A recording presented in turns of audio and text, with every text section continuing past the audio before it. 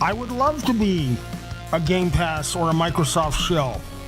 I would love that. Pay me. Fucking pay me.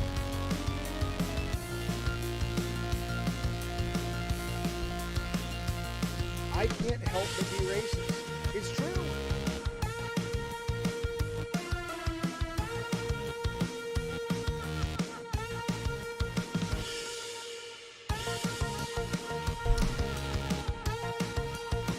How would I be on a payroll? What does that even mean? From who? You think I get a check from Microsoft? That'd be awesome.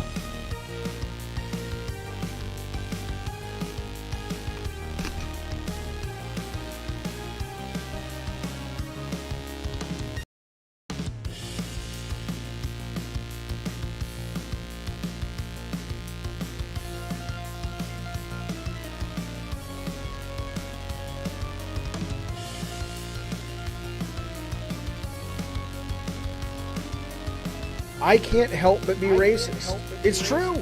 It's true.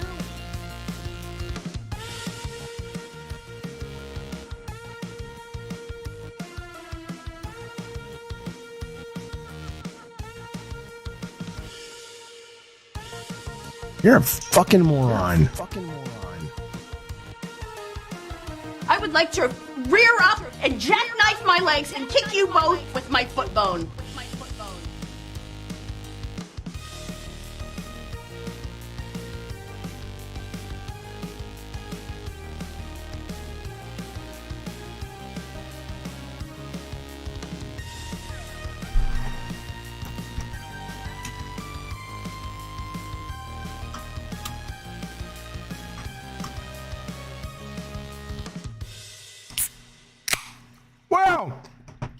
Wow. What do you mean there's an echo? Welcome to Gabbing Games, everybody. Good to see us. Jeffy, how are you? Let me swallow my gum. No, wrong song, you fuck. Let me swallow my gum. Just did it. Everything's great. How's everybody doing? It's nice to see you. Let me just check this. Hello, Ricardo. Let me just check this echo real quick and we will get the show started. Let me play a soundbite real quick. Everybody hates you, and I'm glad your husband died. He probably killed himself. Oh, I see why. There we go. How about that? The echo should be gone now. You're a fucking moron. Yeah, you goddamn right. Okay. Good to see everybody. Who swallows gum? I swallow gum. Why would I not? Why would I not swallow the gum? That's the wrong screen. Boom. Let's settle, folks. Let's settle. Welcome to Monday. Oh, it's Monday. It's the start of a fucking new week. I like the new week. Listen, when you love what you do, and I love what I do, and I love that you let me do it, Mondays rock. It's good to see everybody. Fuck you, Spazbo. He says, Jaffe, the pro streamer. I will fucking cut you while you sleep. Oh, it's a new month. It's May. Okay, Jeffy, focus. Where's your head at? I don't know. We got a lot to talk about. You goddamn right. We got a lot to talk about on the show today. It's a big day. It's Redfall release day, which of course we'll talk about. There's some crazy leaks going on in the industry. We're going to talk about those as well. I do want to tell you though, you guys have gotten under my skin. You guys have gotten to me a little bit, and the fact of the matter is like this weekend I'm like, I'm going to play some fucking Star Wars.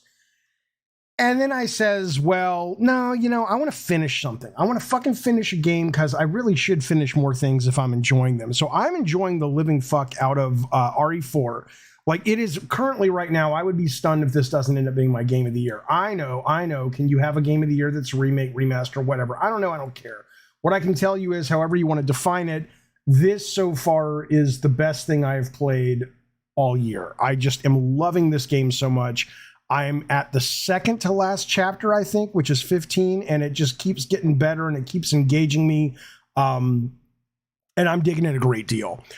To let you know, we will talk about Redfall. No, it will not, you fucker. The real white YouTube shadow. He says, will this be your first game? No, finished game. Fuck you. I finished lots of games. I just don't, I finish them if they're good. If they're good. And this one's great. So, but no, I finish games. But yes, Redfall launches today, at least California time, at 5 o'clock. And obviously everywhere else, add the maths, whatever it is. But I will be playing it around that time when it launches. So we'll wrap up the stream, get some time codes up there, hopefully, take a little break, and then instead of an after show today, we'll be doing Redfall stream. So absolutely. Wallace Shawn says, does Resident Evil scare me? Oh, God, no. No, not at all. I have absolutely zero fear of... there are very few video games have ever scared me, but I love it. It's fucking great. It's fucking great. Going to be hard to throw off Resident Evil 4 from Game of the Year throne. Gaming Superb, says Ricardo. It is. Absolutely. So Ragnarok sucks. Got it. Ragnarok came out last year, Ghetto God. And I don't think Ragnarok sucks at all. I thought Ragnarok was absolutely beautifully made, wonderfully executed. I didn't love it. It wasn't for me. But I know a lot of people felt it should have gotten Game of the Year last year when I think Elden Ring got it more. Redfall says Maskista releases today and not a review in sight. Not looking too good. Well, it's not looking too good. There are some reviews. We'll talk about them in a moment. But I think there is a review embargo. And right now, the only people who are reviewing it are people that are just willing to break the embargo. Oh, okay. So Ghetto God is saying, I said I finish games if they're good. I thought I'd comment. Well, okay. That's good. Okay, I understand what you're saying. So, was Ragnarok good? No. Was it great? Yes. As a game, just a standalone product, you can't deny the greatness of that game in terms of the way it was executed. But was it good for me? No. I was bored. I loved it. There was like a little moment there for about 4 hours where I'm like, this is amazing. But after about 6-7 hours, I was just like, yeah, I have to be done with this. I have to be done with this. Brett Moore, I'm down to co-op as promised Dead Island 2. I do like Dead Island 2. I don't, it's not the best game of the fucking year, but it's stupid fun, and I'll absolutely play it with you, of course. Okay. Let's it's Monday, which means...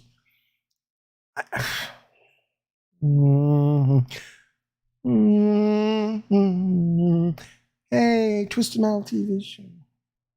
All right. Yeah, Spasmo, we'll co-op it tonight. Absolutely. Redfall. All right, let's jump into some news, fellas. Check this shit out. Mortal Kombat 12 teaser appears to be 10 seconds of unusually detailed sand. This is coming from Games Radar. Everybody knows this is coming. There was a earnings call from Warner Brothers earlier in the year where the fucking CEO, who's totally somehow decided that HBO Max should become Max, idiot. But he has basically confirmed that Mortal Kombat 12 is coming this year. We know that. Can you imagine? We got Street Fighter 6, and if you haven't played the demo, you should. It's got some questionable thematics that I don't love, although the new drop that they revealed, the nostalgia costumes for Street Fighter 6 look awesome. So it's kind of like what I was missing from the demo they dropped. But the demo is a lot of fun. And then Mortal Kombat is coming. We already know it. And then if you watch this video, I'm not going to show you the whole thing, but the team over at NetherRealm says, hey, thanks for 30 years of Mortal Kombat, blah, blah, blah. If you don't remember, Mortal Kombat came out in October 92, I think that's right. I played the shit out of that at the 7-Eleven in Brentwood, California. But anyway, they put out a video and they're thanking everybody and said, I think we appreciate, how it goes. And but at the end, here's a little tease from good Sir Ed Boon. Here's what he has to say. Check this out.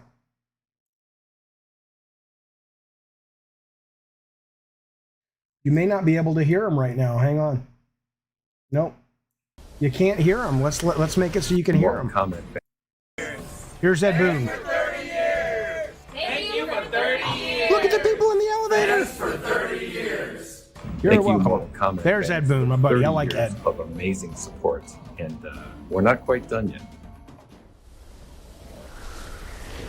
So if you don't know,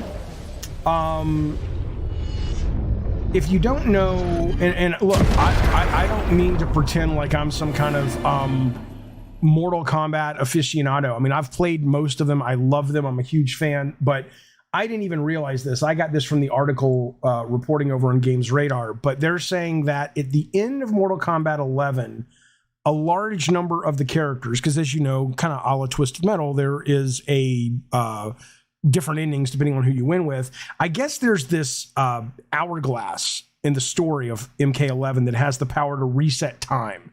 Okay.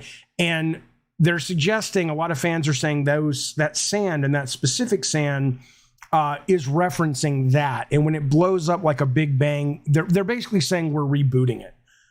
Which, by the way, I don't think is a bad idea. I know Mortal Kombat 11 was a huge hit, probably the best.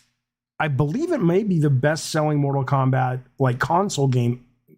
Maybe not ever, because I imagine MK1 and 2 on the SNES and Genesis, but insanely successful MK11.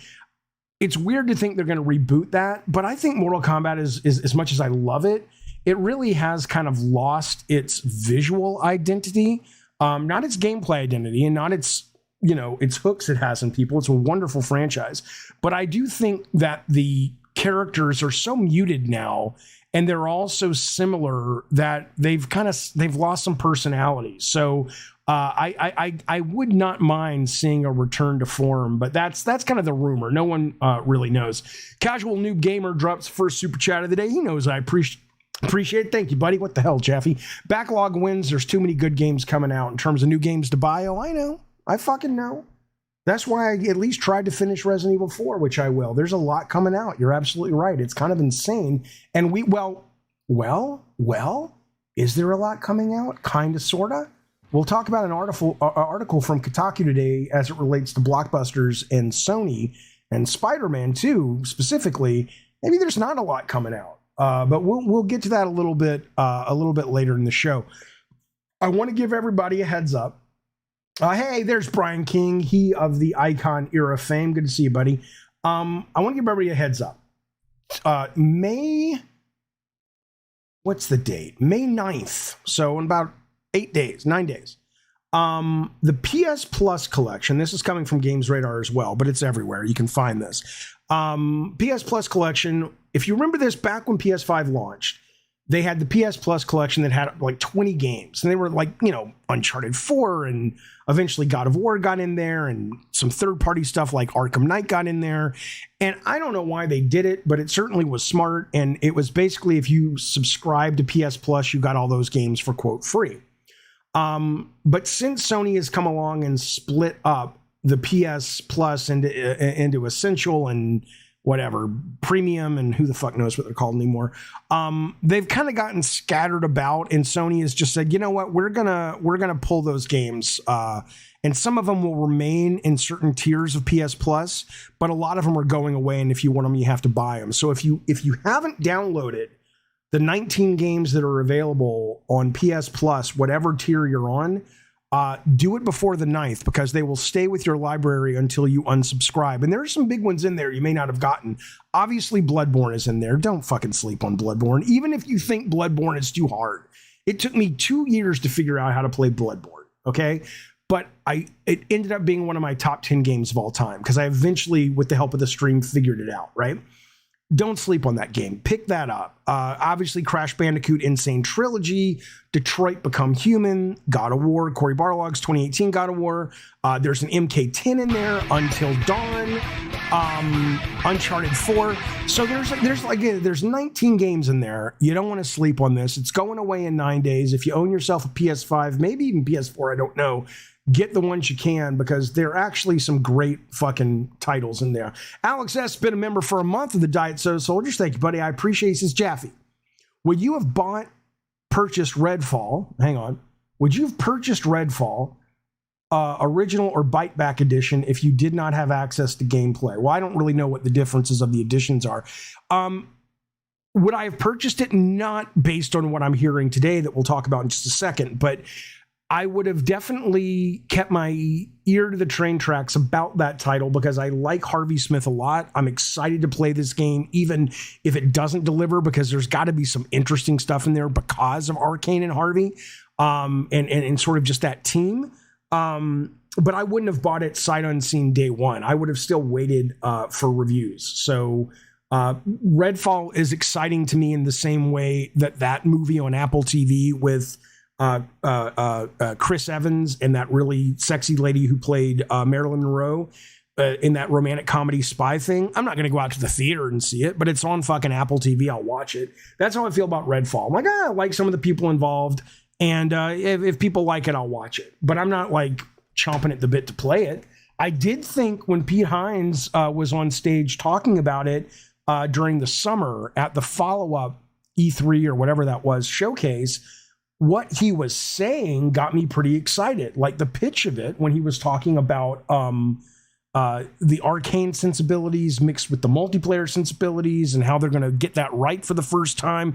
I was like, that sounds pretty fucking cool.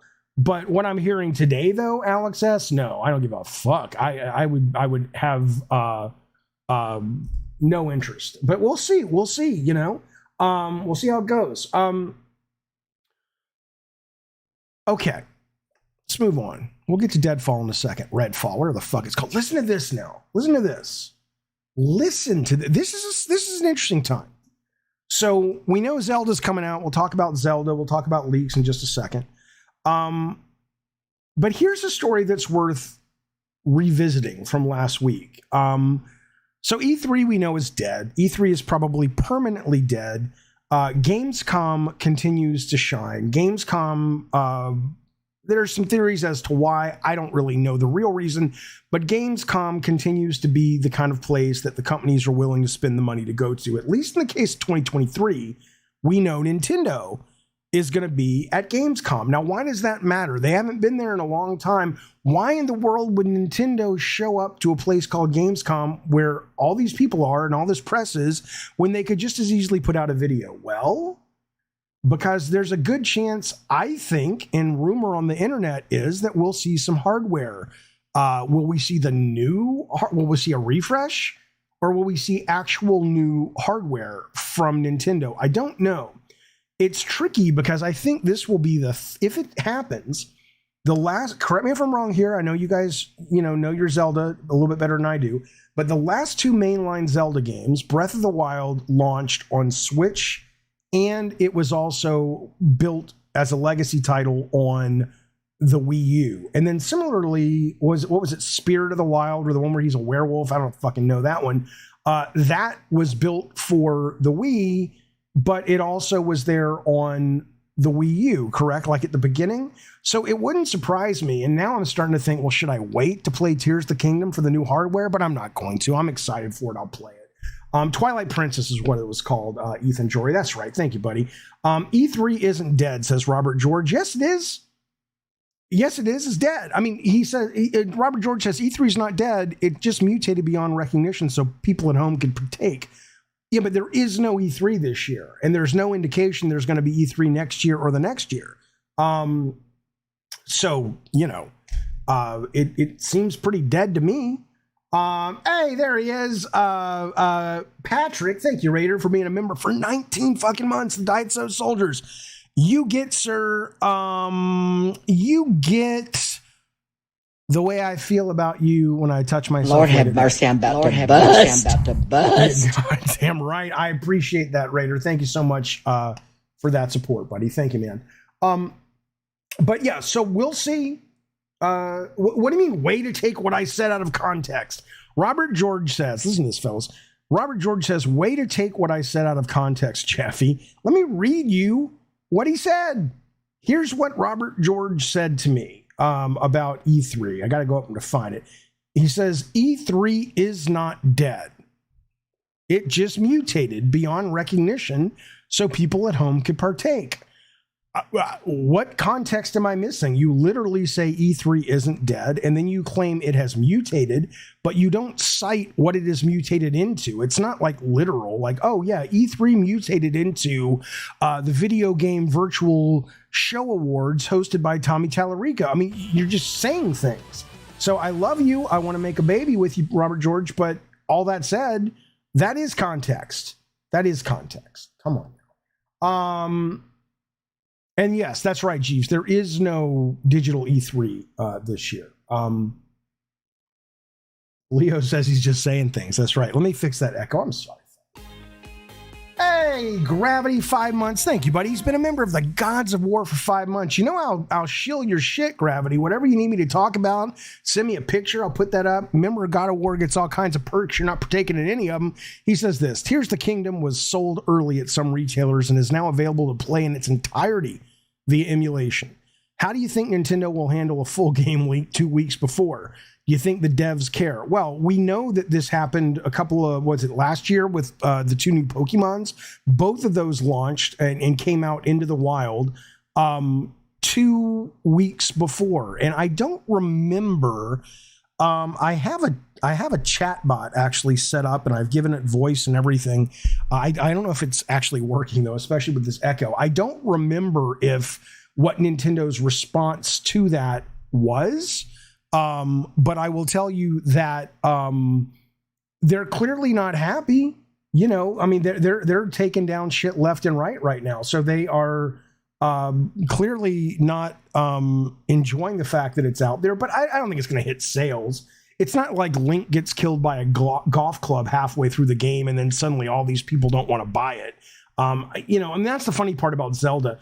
Zelda, for most people, I would suggest is probably spoiler free. Like, you can't, what are you going to do? It's such a gameplay centric system centric game that it's hard to go. It's like, oh, you mean Link fights Ganon again and Zelda is, I mean, I'm not saying there aren't people in the stream and in the world that give a fuck about the nuance of Hyrule and the story of this game as it relates to the last game and blah, blah, blah. I'm sure there are, but I don't think it's that kind of game where it sucks that it leaked. My understanding is because it's being emulated, a lot of people are seeing a version of it that actually is not reflective of what they will get on their Steam or on their Switch. They're actually potentially seeing a better version of it, but I don't think it's going to make any goddamn difference to the sales of it. So yeah, it's probably annoying. But once it comes out, no one's going to be talking about the leak. The game sounds delightful. People who have played it say it's excellent. You know, I'm very much looking forward to it. Everything that they have shown so far looks fantastic. So, you know, YouTube devs won't patch the emulator itself to run smoothly either. Okay, so you're saying, Sagbag, that the emulated version is running poorly.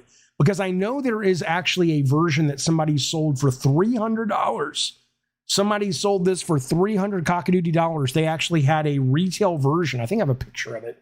Let me see if I can bring that picture up real quick. And they fucking got $300 for it, and that's the real fucking deal. But if you're saying the emulated version of Zelda is not running well, then that's actually, you know, not a good thing. Here it is right here, actually.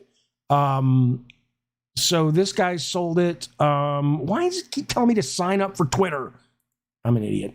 Okay, there it is right there. So they posted it on some kind of, I don't think it was eBay. And they here's the final sales. There's your back cover.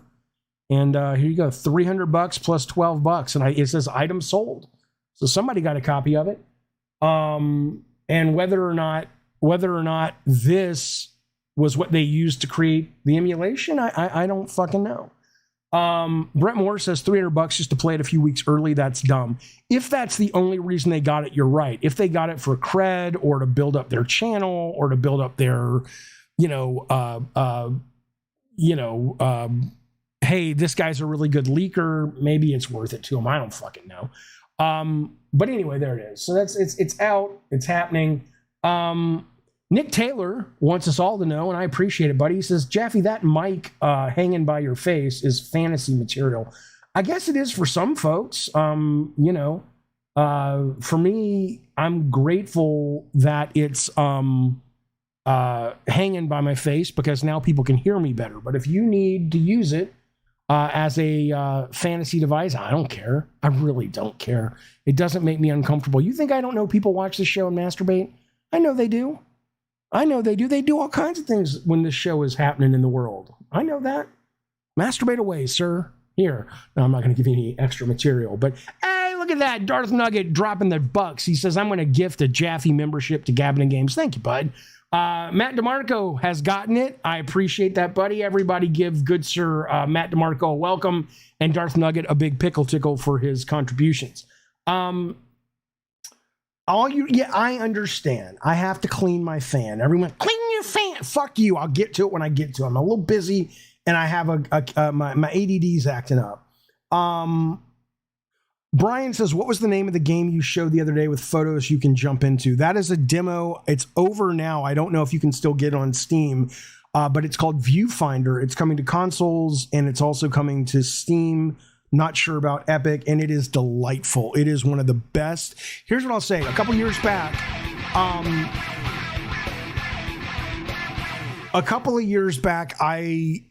in my top 10 list of whatever it was, 2021, 2020, I said a demo was a top contender for Game of the Year, which was a demo for Unpacking.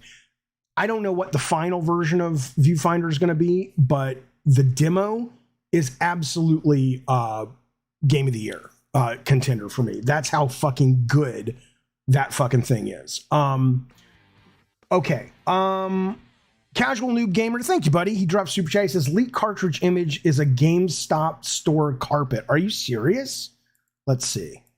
You're telling me that there's evidence that the guy who leaked it? Let me see. You could tell because you can see the nerd sweat coming off the floor, but let's see if you're right. That's games? Really? I mean, that's any generic carpet, man. I don't know if you could. I don't know. That's a backdrop. That's this thing that I don't know. I mean, I guess. I don't know if you can really detective work it backwards for the carpet. But it, maybe. But thank you for the super chat. I appreciate it. How do we get Anthony Mackie on here, says Dano Genesis, the star of the new Twisted Metal TV show? I don't know. I'll ask. I know the producers of the show and the creators. I'll ask them and see if he's willing to come on. I'll tell you something, and I haven't tried it with the Switch cartridge, but I have tried it with, maybe I did try. What's the one where you lick and it's just disgusting? I tried it on stream a while ago because somebody was telling me, hey man, if you lick the cartridges, Nintendo kind of coats them with this thing to make them disgusting so that little kids won't swallow them and eat them. And I'm like, I don't believe that. And boy, they ain't wrong. They ain't fucking wrong. Good God almighty. That was something. That was the most disgusting thing. Listen to this though. You guys know that the last week Sony did its earnings call and everything was rosy, paposy, hosy. I don't know. I just made that up. You can use it if you want. Nick Taylor says, I wish I was a cartridge. Oh my God, you're a fucking loser. I hate you. Listen. Everybody was like, oh, Sony's doing great. And Sony is doing great. But this is worrisome. This is not, here's what I want to know. And again, you can call in on the Discord or text me here, whatever you want to do. But I really don't have a theory about this just yet. Okay. Here's the question. So I want to know why this is happening. Okay. So Sony comes out in that same earnings call and they say, sales of the flagship PS5 console got to 6.3 in this quarter, more than tripling the supply-constrained numbers from the same period last year, and showing Sony is finally able to distribute at the hardware at scale. Well, we know this. This is great. That was a cause for celebration amongst the PlayStation fans. The company aims to sell 25 million units across the whole year. But then they go on to say, we're not optimistic about the outlook and remain vigilant, especially on the United States market, which is the largest impact on our business. Now, that's its own little tangent. I mean, don't you think I talked about this a little bit the other day when they promoted a woman from Gorilla to a big, which I'm sure she deserves it. I don't know her. I'm sure she's great, to a high position in sort of the inner workings of Sony.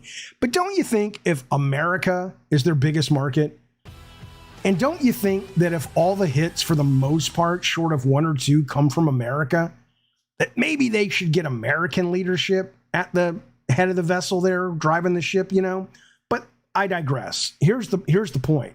The delayed adoption of the PlayStation 5, which launched in late 2020 but has been limited by production challenges, is showing signs of hampering Sony's ability to monetize the hardware through higher margin software and subs.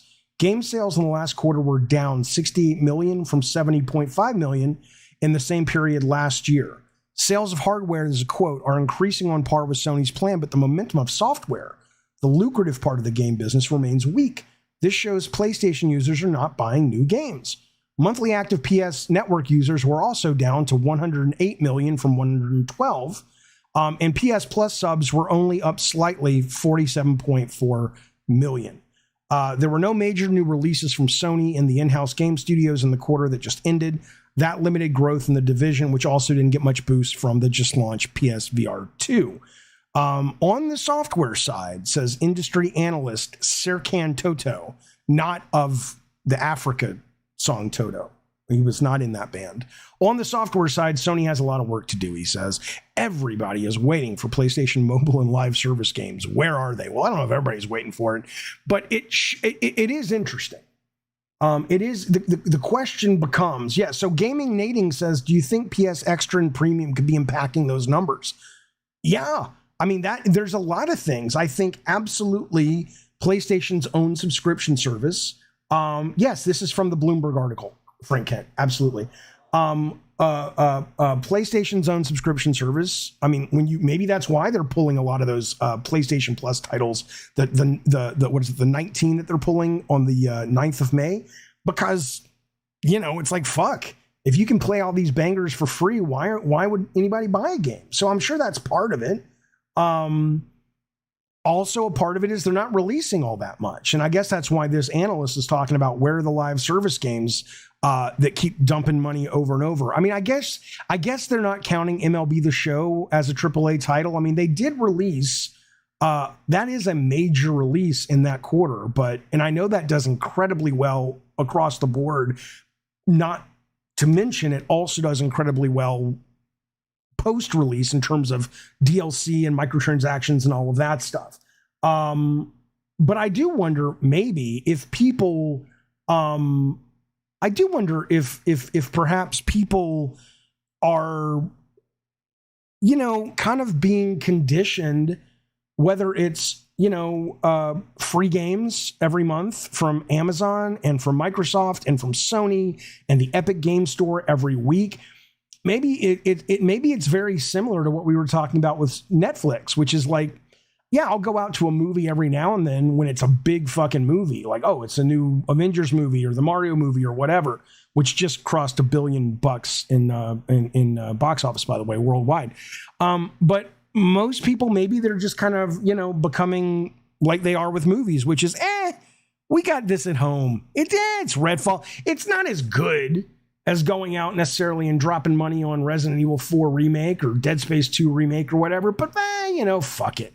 Or, hey, we're playing Call of Duty and they just dropped some cool new skins and shit. Fuck it, let's spend money on that because we already got our friends playing this and we're already deep into the ecosystem. So, I mean, there is a shift coming, and this is not a knock against Sony at all. There is a, and I mean, you have to know this.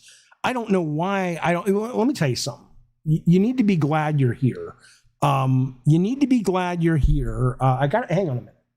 I got to fix this echo because it's important. Maybe I can fix it here or here. Tell me if the echo's back.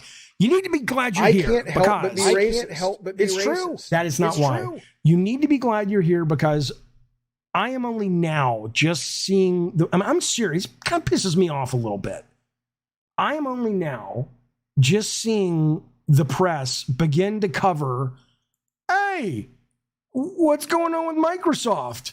Maybe there's something's going on with the management, right? You don't believe me? I'll show it to you. There was an article today, and it was like, hey, the Xbox ecosystem isn't looking so good. Really?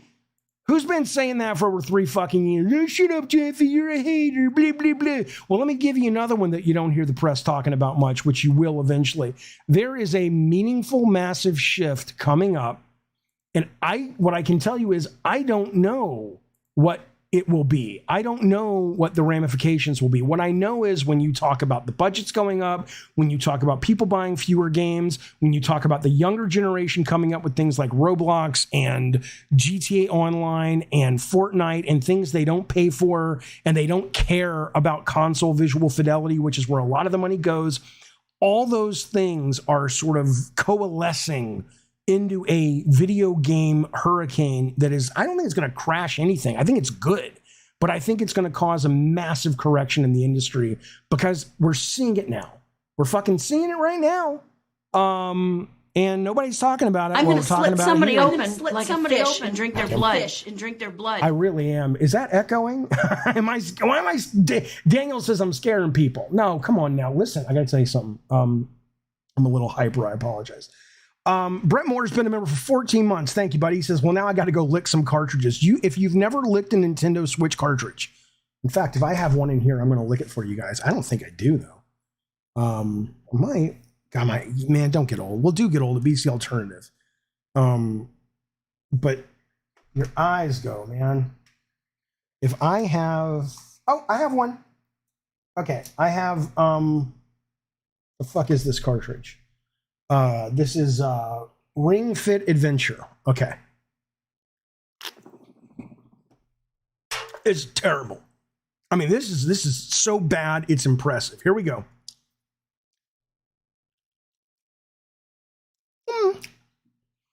That's not bad. That's bad. The backside is bad.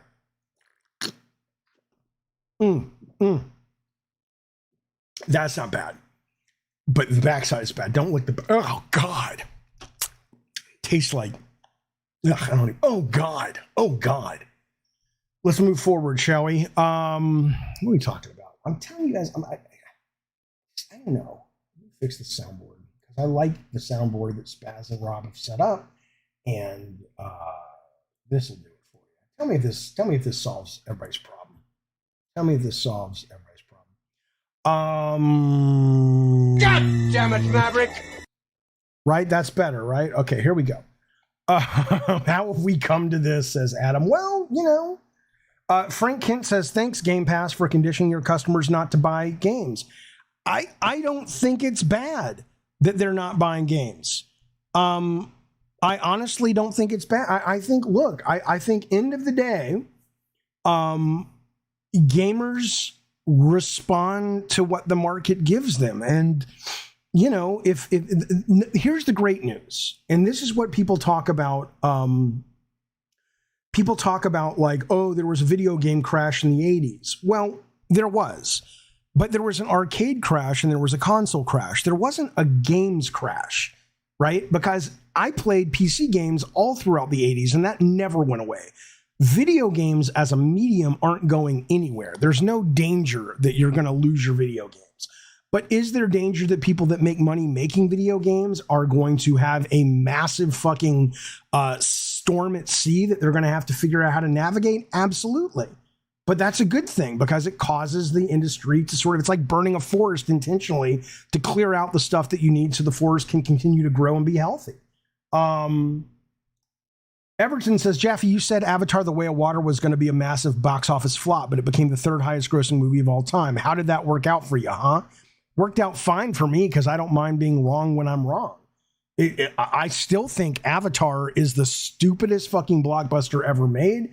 I do hear Avatar Way of Water is genuinely a good movie, and so I do want to see it. But I stand by the fact that most people couldn't tell you anything about the original Avatar other than it was 3D and there were blue people. But, enjoy it if you like it. Look, man, I'm wrong at times. But I wasn't wrong about Microsoft management, which is now starting to get reported like it's some kind of revelation. And I'm not wrong about this. And I'm not saying it because I'm some kind of genius. I'm saying it because it's obvious. Can't you see the writing on the wall? Can't you see all this disruption in the video game industry is going to lead to something good and bad seismic? Let me tell you, Kotaku put an article up today. Let me show you Kotaku's article real quick. Kotaku wrote this: blockbuster game development costs are out of control. Okay, so Remember when, remember it was last week. Not everybody does the amount of dope you do, Jaffe. Last week's easy to remember. For me, it's hard. Fuck you.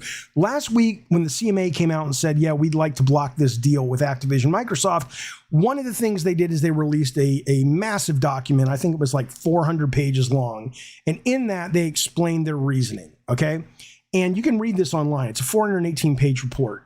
It cites, according to Kotaku, market research by IDG, an analyst firm, projecting blockbuster game budgets will grow from 50 to 100 million last console gen to over 200 million for games released in the next few years. Back in 2014, it was 60 million. Okay, so this is if you've ever listened to Sean Layden talk about this, you'll go, oh, that sounds familiar. It does sound familiar because the guy knows what he's talking about. He fucking ran PlayStation forever. Okay, listen to this. Let me give you some figures. The report says that AAA franchises like Call of Duty have development budgets exceeding already 300 million. The next GTA and other future tentpoles are expected to hit over 250 million. The regulators cite testimony from other publishers about their own hit franchises that reinforce this trend. While some of the ranges differ, they're all going up. I'll give you a few examples. One pub said it spent 164 million on pre-launch development costs, and then they turned around and spent 55 million on marketing. That's over $200 million for one game. Another publisher said budgets range from 80 to 350 million. It's probably Ubisoft, with marketing cost up to 300 million for the biggest games. That's Ubisoft. A third publisher reported costs between 110 and 350 million. And listen to this one. A fourth publisher said budgets range from 90 to 180, with marketing being 50 to 150. Their most expensive game was $660 million with a marketing budget of 550. These motherfuckers spent over $1 billion to make this fucking game. So look, love indies, love AA, because your passion projects ain't going to be made for $1 billion, babies. It's just not happening. How does that compare to the games I made, gaming nating? Well, okay. The most expensive game I ever worked on, I guess Drawn to Death was 25, but that was just because development stretched on and on and on because all kinds of reasons. But God of War was budgeted, I think, for 12, and we ended up spending 24 million bucks. So nothing. And listen to this. Twisted Metal. I mean, again, it was a different time, but Twisted Metal 1 cost $850. It was made in 8 months, and God knows how many millions of dollars that fucking thing made. So, you know,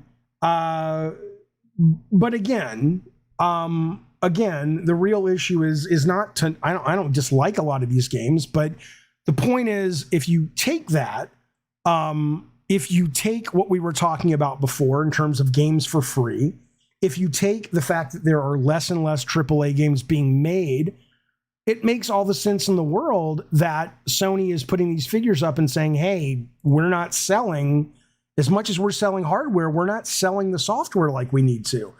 I don't know what the solve is for that, right? I mean,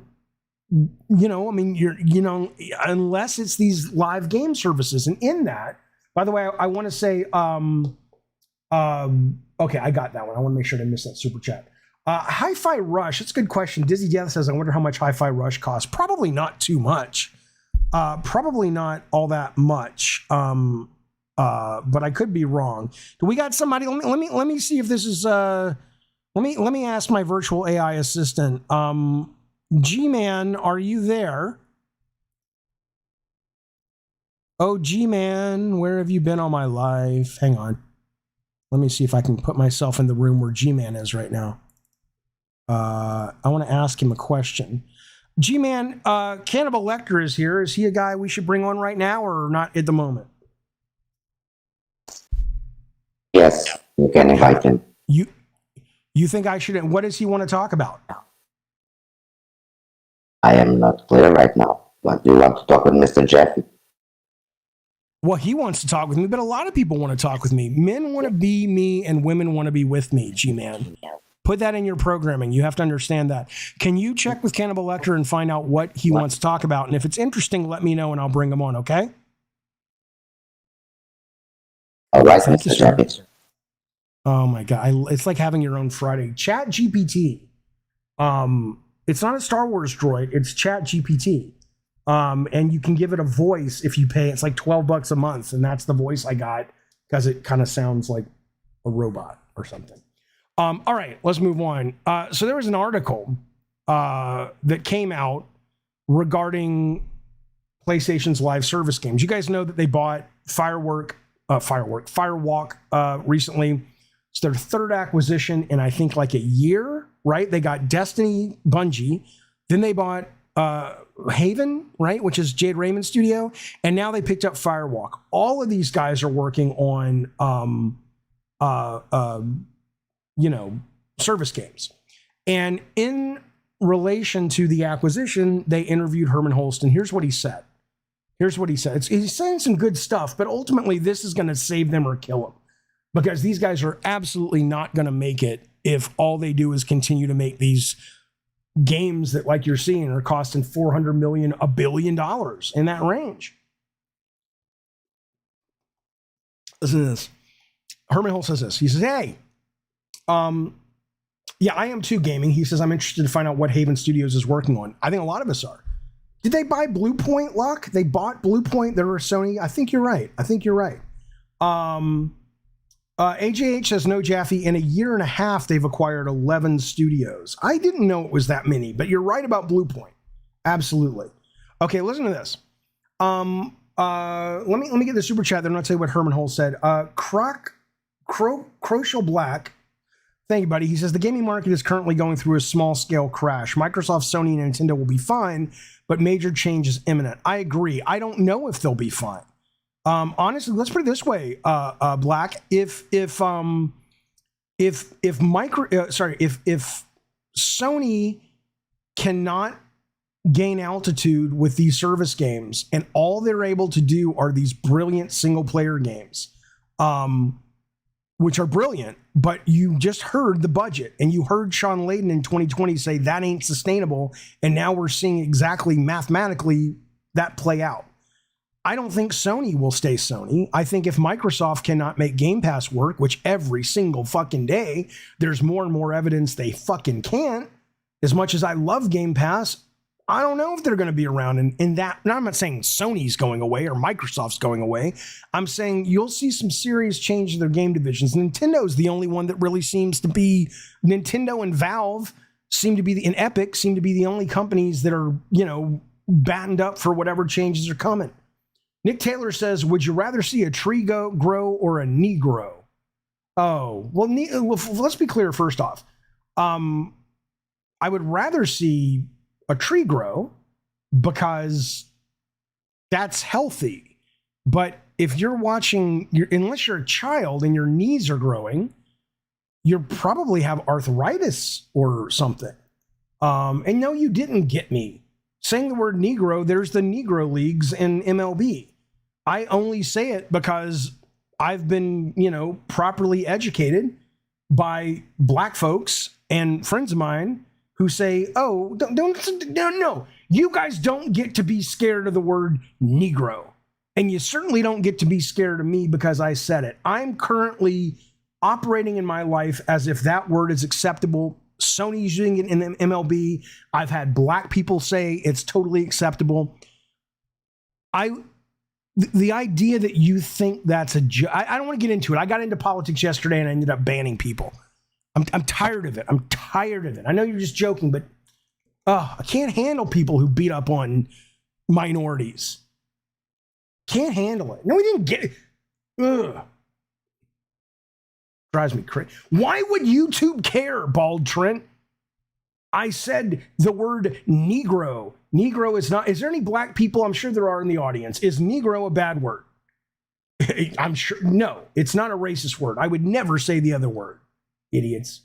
Who did I didn't ban Mr. K, but Mr. K got upset with me and he took off. All I can tell you. Hang on, where did that go? God damn it. All I can tell you, and this is important for you to understand. I can't help but be racist. It's true. It's true. Okay. What do you mean it's bad? What do you mean it's bad? It's literally the Negro Leagues in the game, in the video game. What? What? Move on. Herman Holst said, "You son of bitches." Okay, Nick Taylor, you're black. Okay, is it offensive to hear a white guy say that word? Is it offensive that Sony, which is a predominantly white company in terms of compared to black folks working there, have a video game called MLB The Show, and in it, their big marketing push, which is great, by the way. I played it the other night. Not just the game, but specifically the Negro Leagues. Do you think that's offensive? Vincent says he's black. Is that offensive? I'm just asking. I'm just asking. Listen to this. Herman Holtz says this about service-based games. We understand competitive environments. Can you believe all of that? And the guy paid me $1.99. He's like, "Here you go, Jeffy. I'm going to derail your fucking stream. Take $2 and fuck off, you son of a bitch." God, that taste of the cartridge is still in my mouth. Okay. Eric Lennon, shut the fuck up. Here's what he says. Jaffe's clinging to the Sean Layden phrase with all his life because it fits his narrative. There's no narrative, you moron. The narrative is basically games are getting really expensive, which we're seeing now, which Sean said a couple of years back. And now we're seeing it prove out. And now we're also seeing the ramifications on the industry, thus on gamers, as that happens. There's no narrative. I'm just telling you what's happening. JW, hey buddy, JW Conglomerate's been a member for 10 months, Cult Calypso. Thank you, sir. He says, Jaffe, as a minority, I can confirm that Negro is antiquated but fine. It is mostly used in historical context, but no harm, no foul. Absolutely. Thank you, sir. And I don't actually use it in any context. I was just reading the word that he thought he was. It doesn't matter. Here's Herman Holtz, folks. Thank you, JW. We understand the competitive environment that is out there and the time investment from players that live services offer. And we want to deliver the highest quality games. Great. There's risk that we talk about live service in generic terms as if a single genre or a single business model is a live service. But at PlayStation Studios, we're making a variety of games that can be referred to as live service, targeting different genres, different release schedules, and different scales. We're also creating games for different audiences, and I take confidence from our track record in creating worlds and stories that PlayStation fans love. Holst is talking to us after they've acquired Firewalk. This is coming from Games Industry Biz, by the way.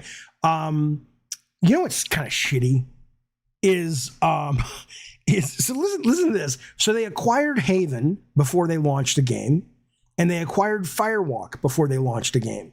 And this is Herman saying every studio relationship has its own trajectory. In some cases, we've worked with companies for many years as external partners. In other instances, an acquisition has come around more quickly, he explains.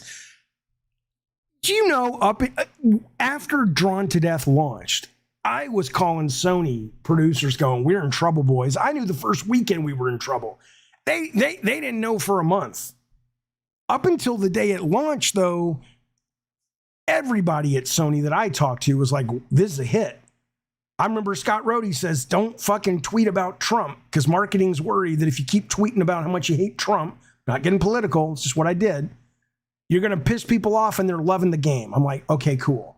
Man, they could have bought Bartlett Jones. Then it would have been their headache when the whole thing went tits up. Anyway, the point is, Herman Holst is saying, hey, we're buying studios. Look, man, I am excited for their service games. Firewalk has come out and said they're making a game for PS5 and PC simultaneously. I honestly don't know why they wouldn't even say, fuck it, put it on Xbox. Put it everywhere. It doesn't matter if somebody's playing Twisted Metal live service game, who gives a shit if they're playing it on Xbox? The money's coming to you. It's a different time now. Your service games need to be fucking everywhere. But I'm excited to see these. I'm curious when they're going to reveal. There was a bit of a rumor that Naughty Dog was going to reveal their Last of Us multiplayer in summertime, along with the Spider-Man 2 showcase or whatever they're rumored to do. But now I'm hearing, what I'm hearing from the earnings call is the only AAA game coming from Sony is Spider-Man. Maybe they don't consider live service games AAA, so maybe that means that Factions or whatever they end up calling it will ultimately still be available this year. I hope so. I fucking hope so. Jaffe says, Everton, just letting you know that you stand for everything I hate about gaming. I don't care. I mean, again, and I don't mean that disrespectfully. I don't care, and I don't mean I don't care about you as a human. Of course I care about you as a human. But, you know, we don't always have to disagree or agree, do we? You know, and by the way, I would argue with you that you and I probably agree on more than you think. Like, tell me the number one thing. I'm going to move on to another story, but hopefully I'll see your chat. Tell me the number one thing. Let me put his name on screen. Where did he go? Everton. Tell me the number one thing that you think we disagree with when it comes to video games. You may be right. You may be right. I'm just curious. Tyler says Sony will probably announce a new Twisted Metal and also show a longer look at the TV show. That would be great. That would fucking be great. If anybody sees Everton's response, let me know. I'd love to respond. In the meantime, I'm going to move on. We talked about Sony having only one big game. Now, again, let's be clear. They have Final Fantasy. What are their games? They have exclusives this year, but there's only one first party. But Final Fantasy, Spider-Man 2, and there's one other one. Let me see if hello. Okay, all right. I'll see you when you get back. Love you, buddy. So let me. MLB, right?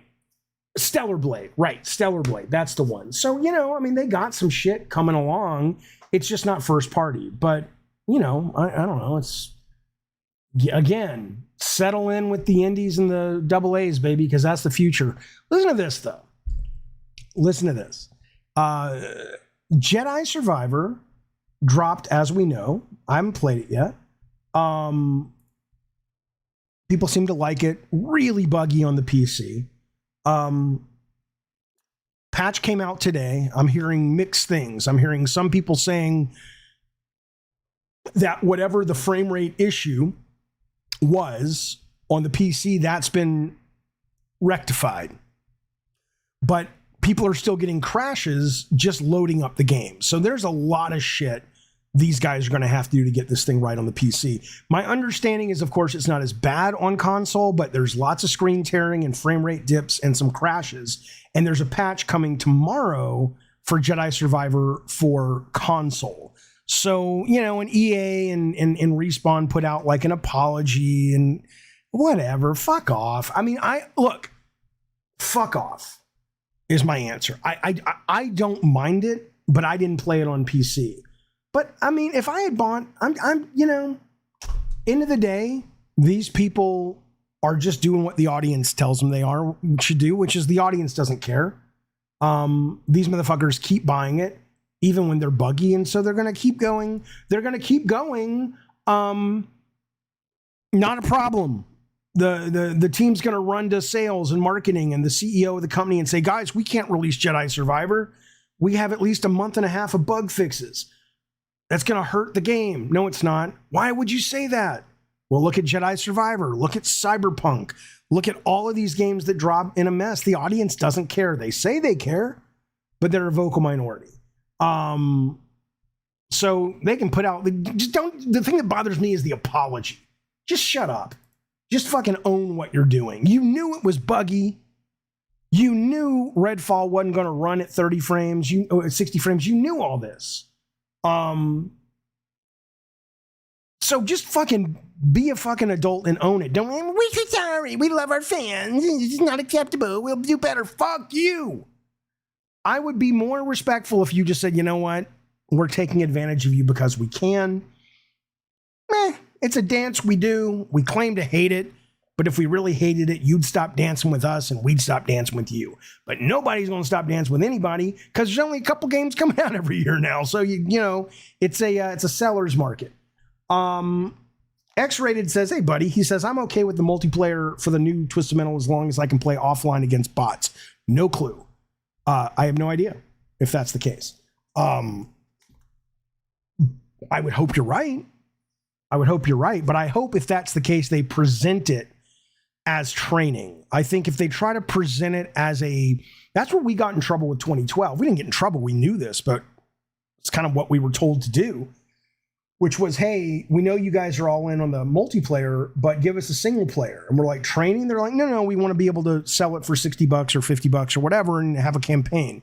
Like, we can't do a campaign. We're not a team set up to do a campaign in the age of 2012 when campaigns were massive in other games. If we would have called it training, we probably would have been better and taken $20 off the price. But so this is going to be a free game though. So maybe it really won't fucking matter.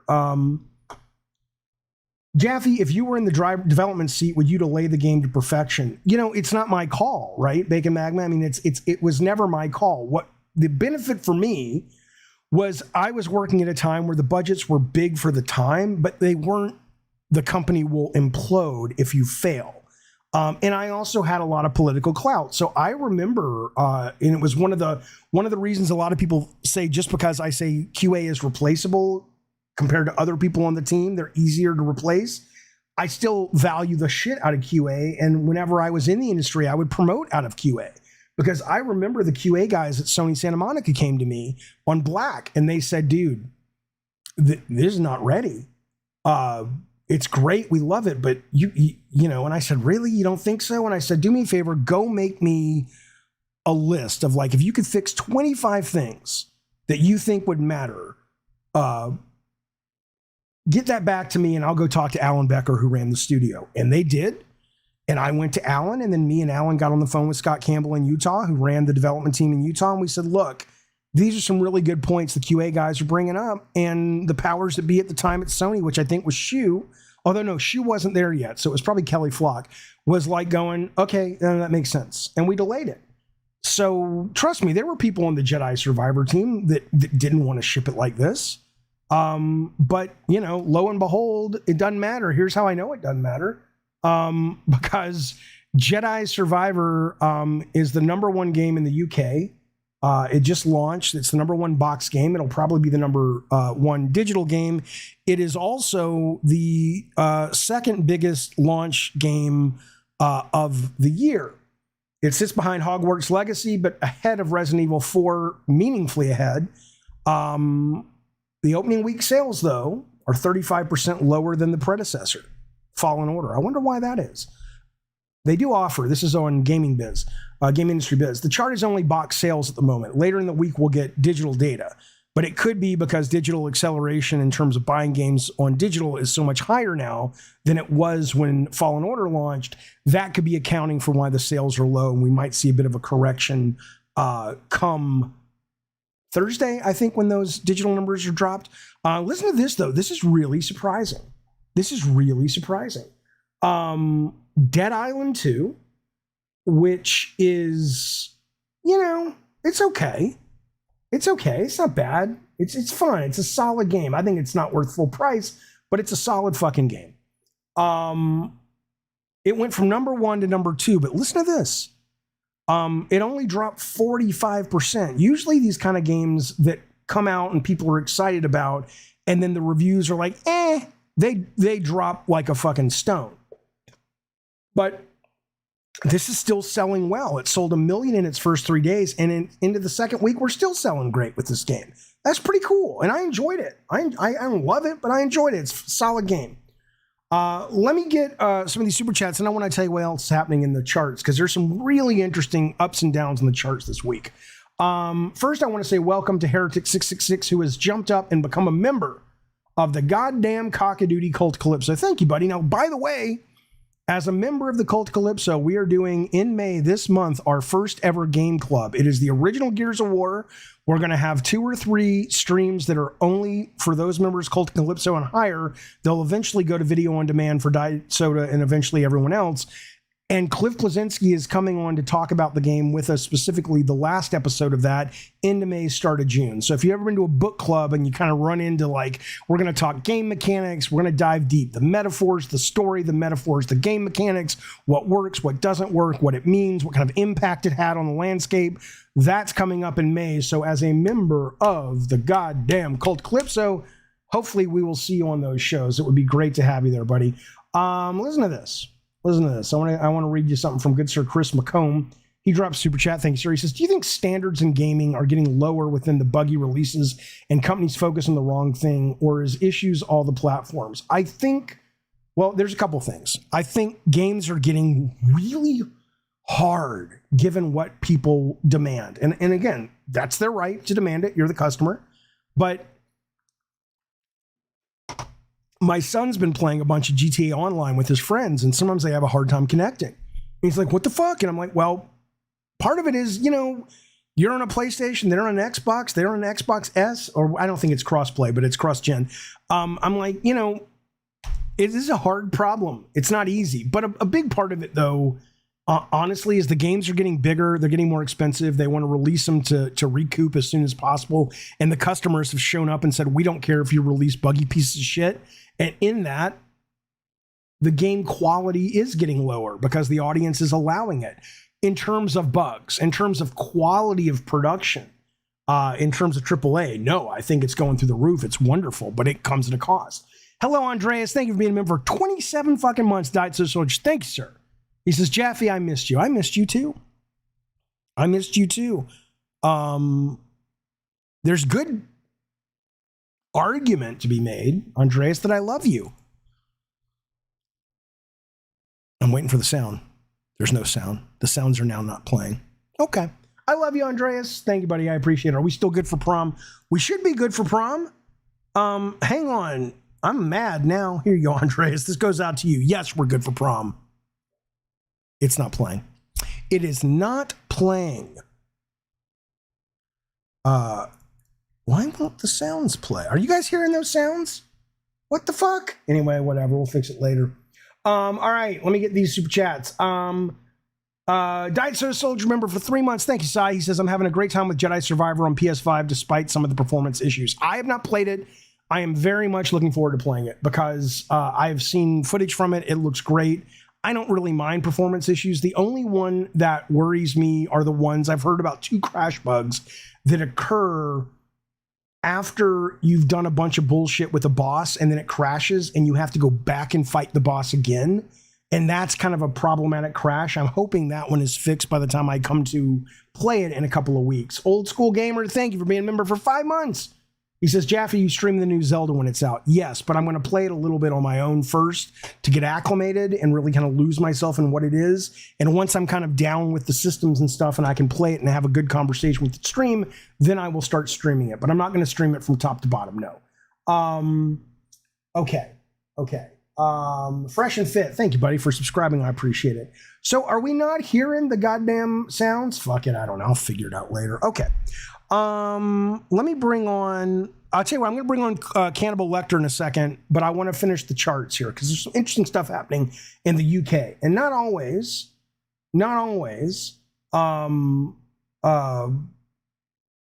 but oftentimes what you see in the UK is reflected in the American sales when they come out at the end of the month. FIFA 23 is back at number 3. Great. Mario Kart 8, of course, will never go anywhere. Number 4, with the help of the movie. Hogwarts Legacy's in the top 5. Number 12, it had a 12% jump. Listen to this one, though. Minecraft Legends, which debuted last week at 2, dropped 62% to number 7. Listen to this one. I haven't bought it yet. I was excited as shit about this one, but listen to this. My Advance Wars 1 and 2 Reboot Camp. Long fucking awaited. It opened at number 3 last week. That was awesome. People didn't forget. People still want it. That motherfucker dropped 70%. It's down at number 17. That's dead, dude. Forget Metroid Dread being maybe a sign of life for people who love Metroid. That's enough to put Advance Wars in the goddamn grave forever. So what do we got? We got number 10 is RE4. 9 is Call of Duty Warfare, Modern Warfare. Minecraft Legends is 8. 7 is Minecraft Switch. 6 is Mario Odyssey. 5 Hogwarts. 4 Mario Kart. 3 FIFA. 2 Dead Island. Number 1 Jedi fucking Survivor. There you go. Yeah, Gaming Nating says Advanced War is amazing. I'm sure it is. I'm not taking the piss. I'm just saying, wow. Wow. Look at that fucking thing tumble down the goddamn charts. I haven't seen something go down so fast since my prom date back in '89. Come on now. Hey, fellas, if you like this style of comedy, I will be at the Haha Club coming up this week and next week.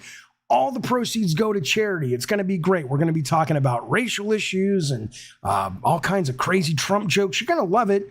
That's the Haha House. Get your tickets now. Okay, so I'm going to see if I can bring on Cannibal Lecter. One moment. Okay, here we go. Cannibal Lecter, are you there? It's Jaffe. Cannibal. G-Man, what has happened to my beautiful Cannibal Lecter? Where did he go? Oh, there you are. Cannibal Lecter, what do you want to talk about? Thank you, G-Man. I appreciate it. Mm-hmm. Are you really at the Met Gala? Okay, what's going on? What's going on? That's a bingo. Yeah, right. What's going on?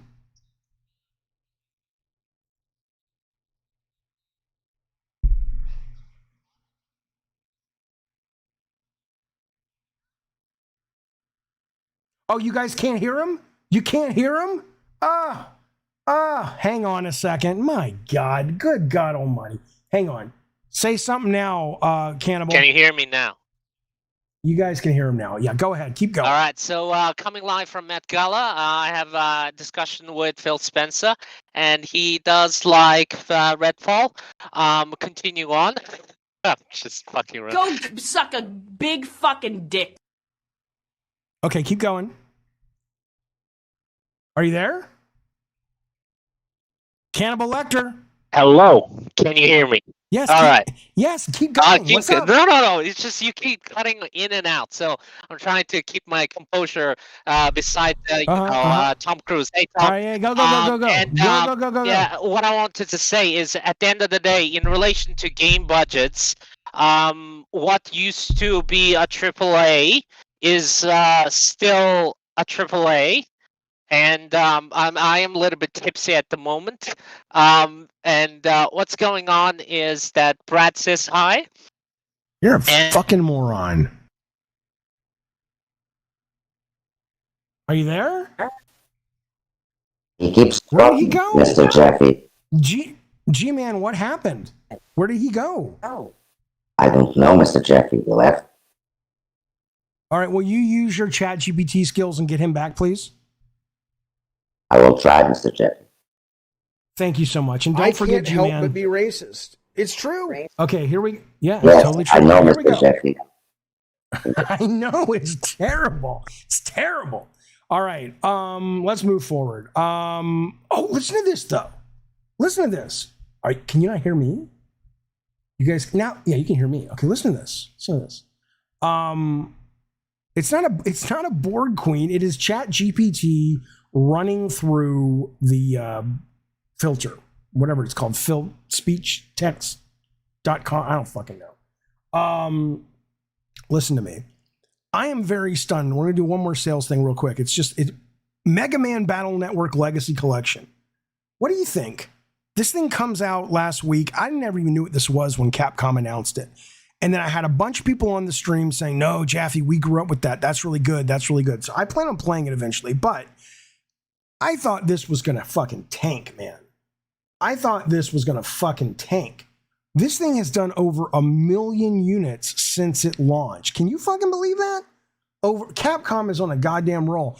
1 million units between both editions.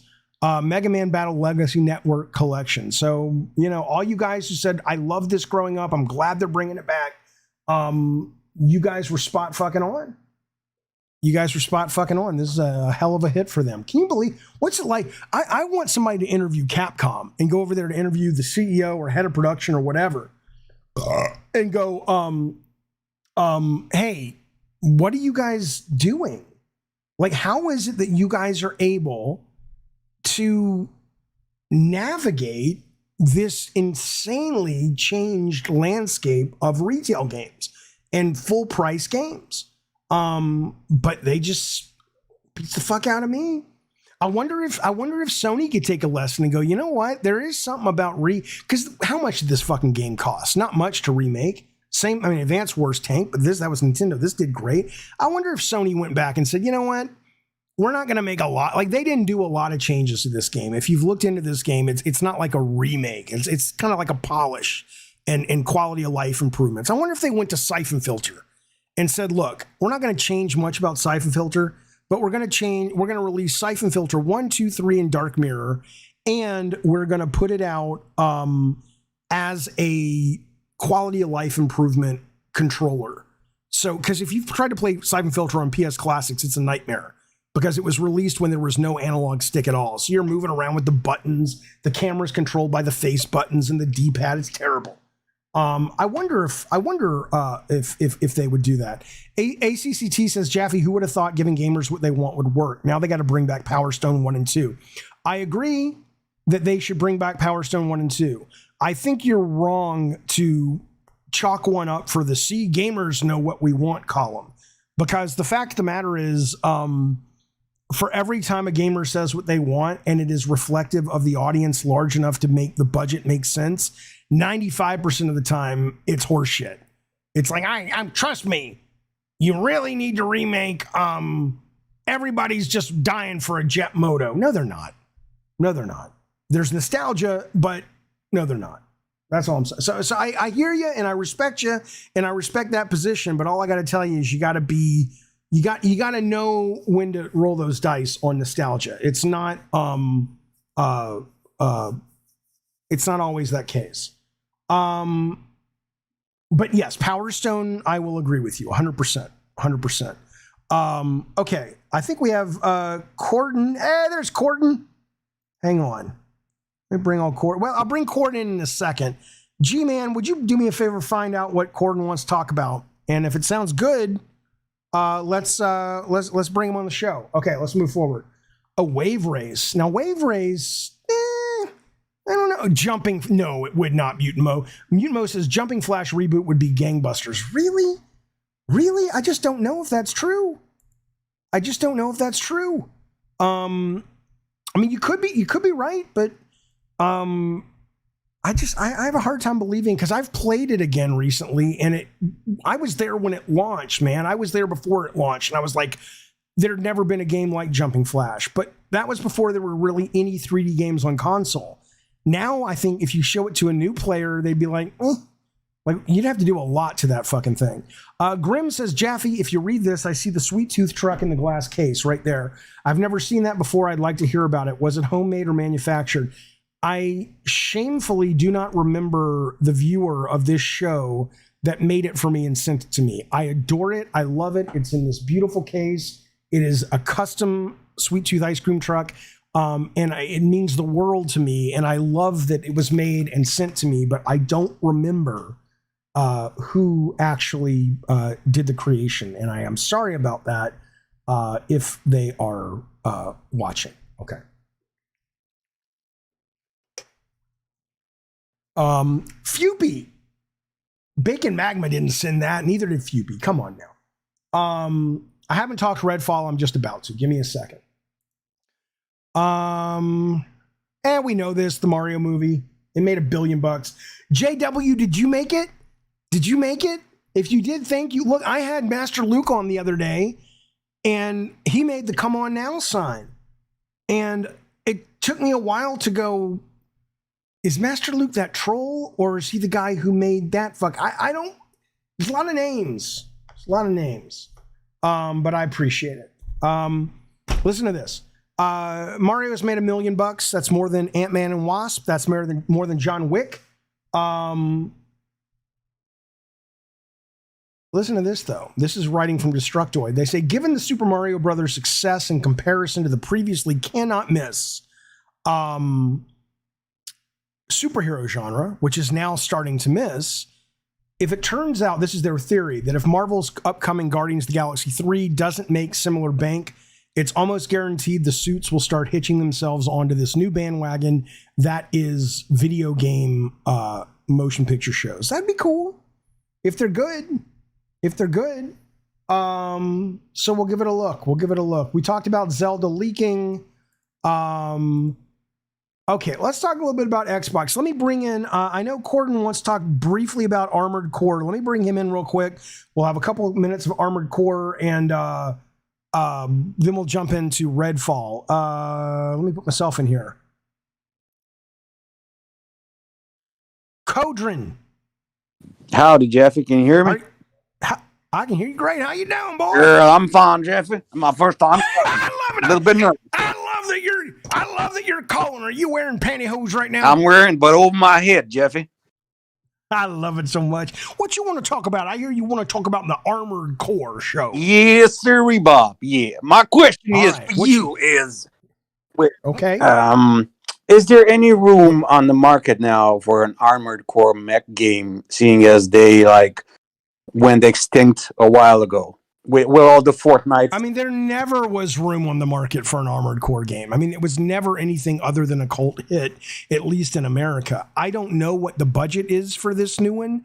I have watched all of the footage and it sounds kind of cool. Like, I mean, it's not like they're deviating from Armored Core. It is Armored Core. If you looked at the deep dive they did on Game Informer recently, they did talk about, they're doing a lot of things to bring new gamers in, very similar to what they tried to do with Elden Ring, to take the Souls formula and make it more palpable to a lot more people. And in that, I think that's the right move. The game looks great. The bosses look great, but it is still pretty much vehicle combat. It's you go off and you configure your shit to the nth degree, and then you come out and you fight in these scenarios. And it's more in depth than that, but I don't think that's going to be enough to turn it into the next Elden Ring. I think it's probably going to continue to do what it's always done, which is have its massive fan base.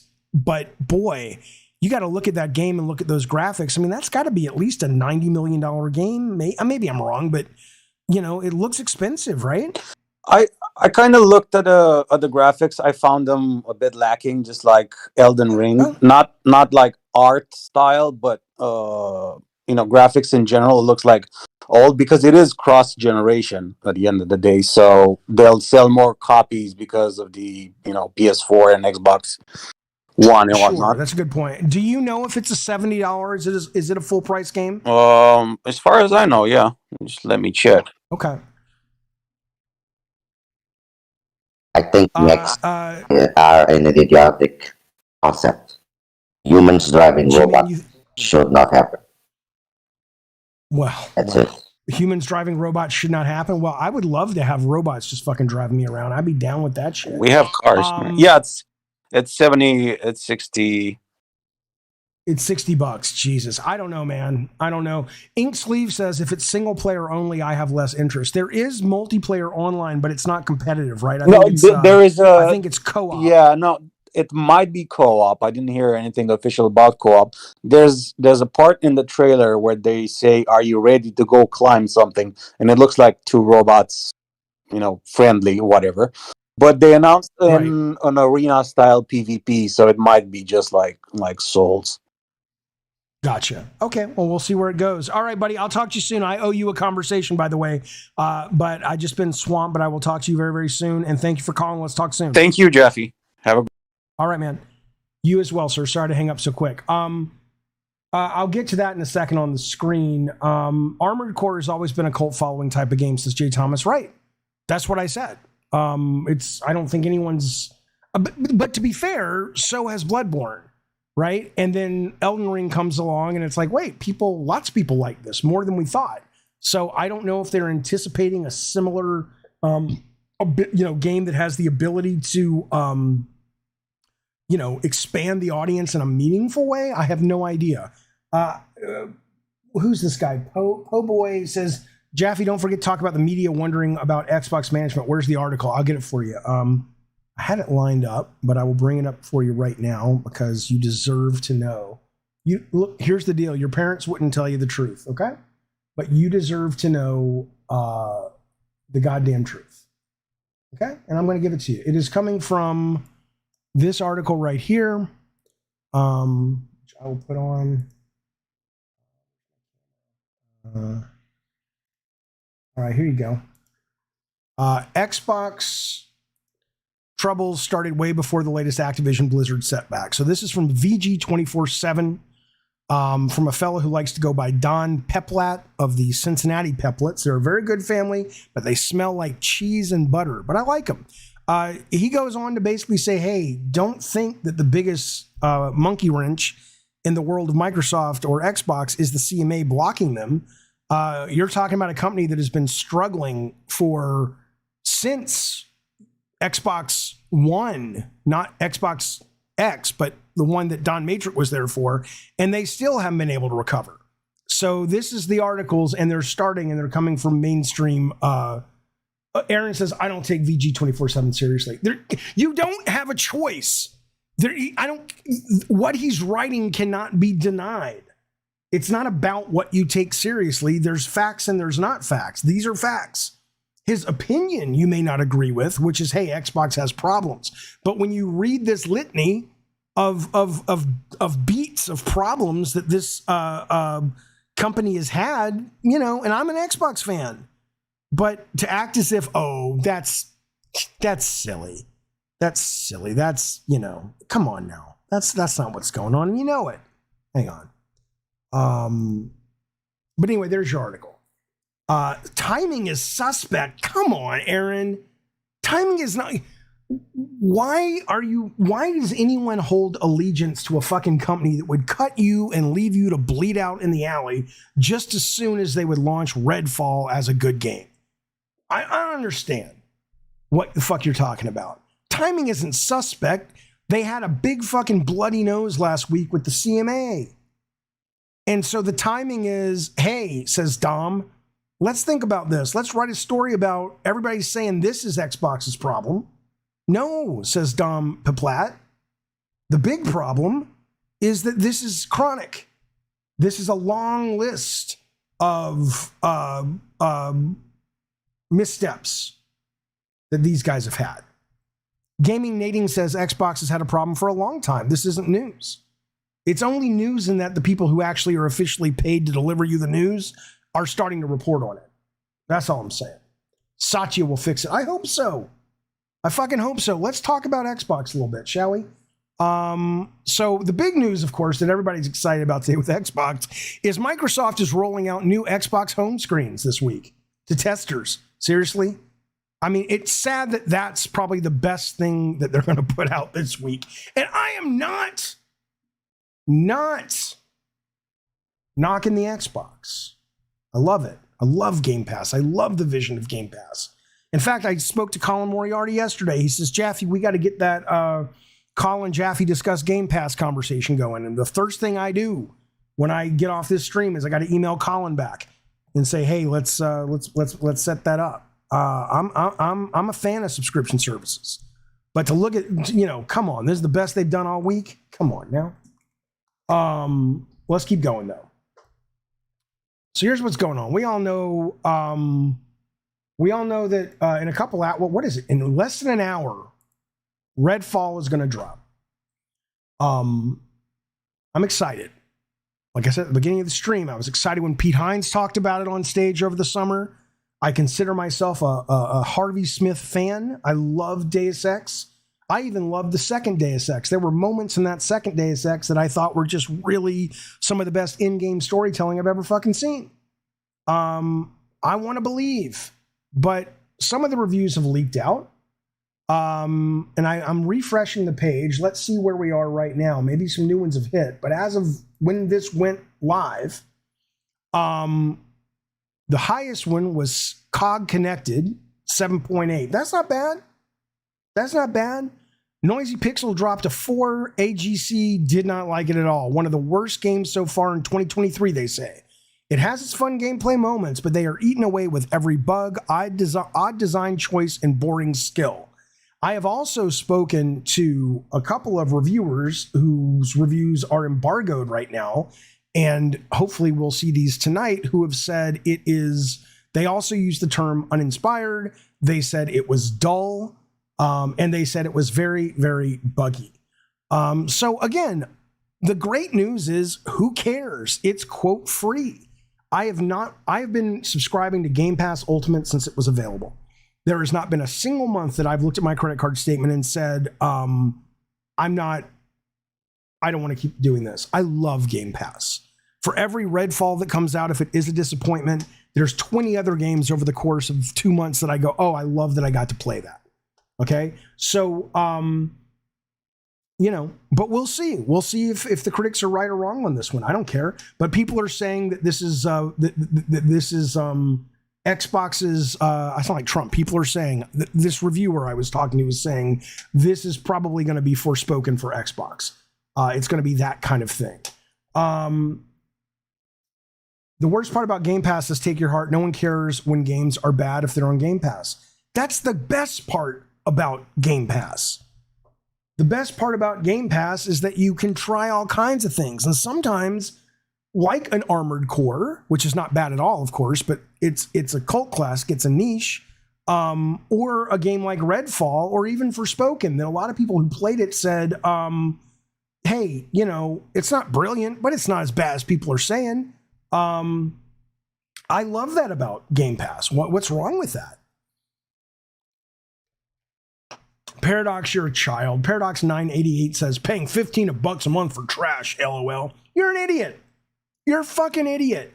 You are a goddamn certifiable goddamn cockadoodie moron. That's the goddamn truth. Because if you literally, look, you can look at Game Pass, sir, and you can say, oh, well, that service doesn't offer anything that I particularly like. Paradox 988. I respect that. That's fine. That's fine. But to actually stand there and act like you got a pot to piss in when it comes to saying it's just trash, you're a fucking idiot. And I struggle to imagine how you made it to the computer today or to your phone today in order to actually type anything. That's what I would say. No, it is not, Jay Thomas. That's because you ADD like a motherfucker and you play everything for 20 minutes. Do I have ADD? Yes. There's nothing to be shamed about having ADD. But yes, I am easier to move on from something when it's not engaging me than you might be. But that said, though, that doesn't mean I can't love Hi-Fi Rush. That doesn't mean I can't love Forza. That doesn't mean I didn't buy the DLC Hot Wheels and Rally for Forza. That doesn't mean I didn't love the shit and play for like 4 months straight of Halo Infinite multiplayer. You're out of your fucking mind. Casual Noob, thank you for the super chat. He says, Jeffy, watch the IGN interview with Xbox heads why Bill Gates greenlit Xbox. Shows they don't care about games, but Sony moving into home computing. All that may be true, but how long ago was that? It's clear when they are... Let's put it this way. Casual Noob, I appreciate the super chat and I appreciate your perspective, but think about this for a moment. This is a company that is fighting like a junkyard dog to get their deal to go through with Activision. And they are spending almost $100 billion. They're willing to spend almost $100 billion. Don't tell me they don't care about games. Do they care maybe more about mobile? Yeah, probably. They may not care about games as an art form, but, a lot of people don't care about games as an art form. They just want to have fun. I don't think you can back that up with facts. You can back up that's where they maybe were back in the day with Bill Gates, but you're going on 20 years or something at that point, right?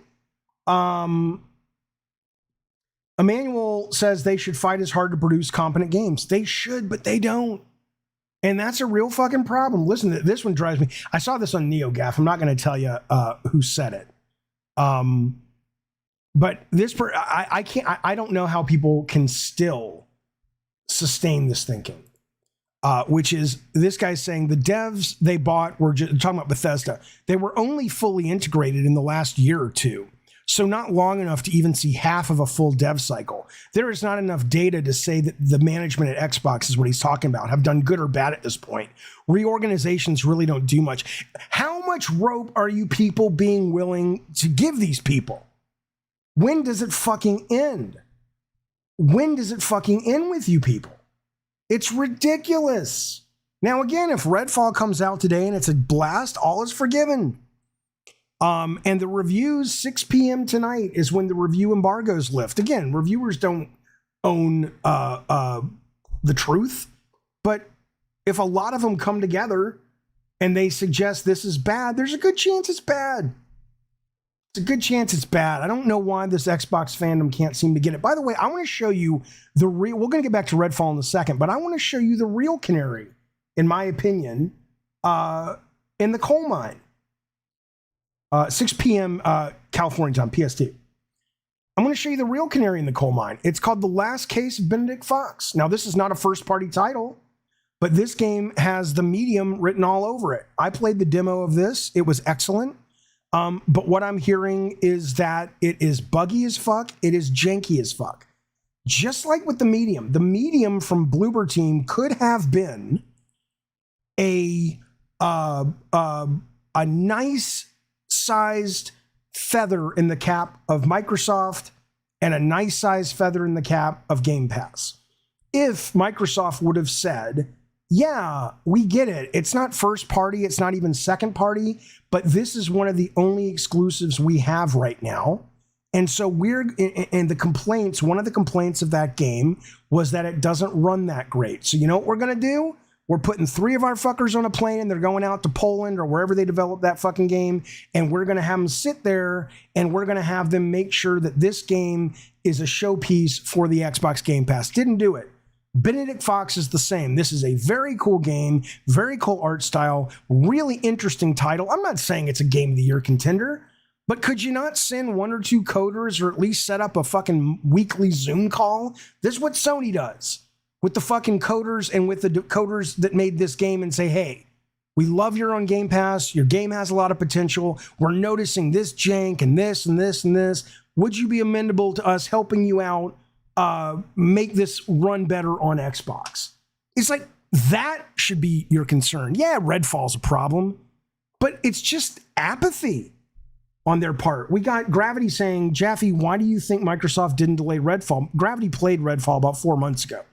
And he said that he assumed that they would have delayed it based on what he played. Now he's saying, well, why do you think they didn't delay it?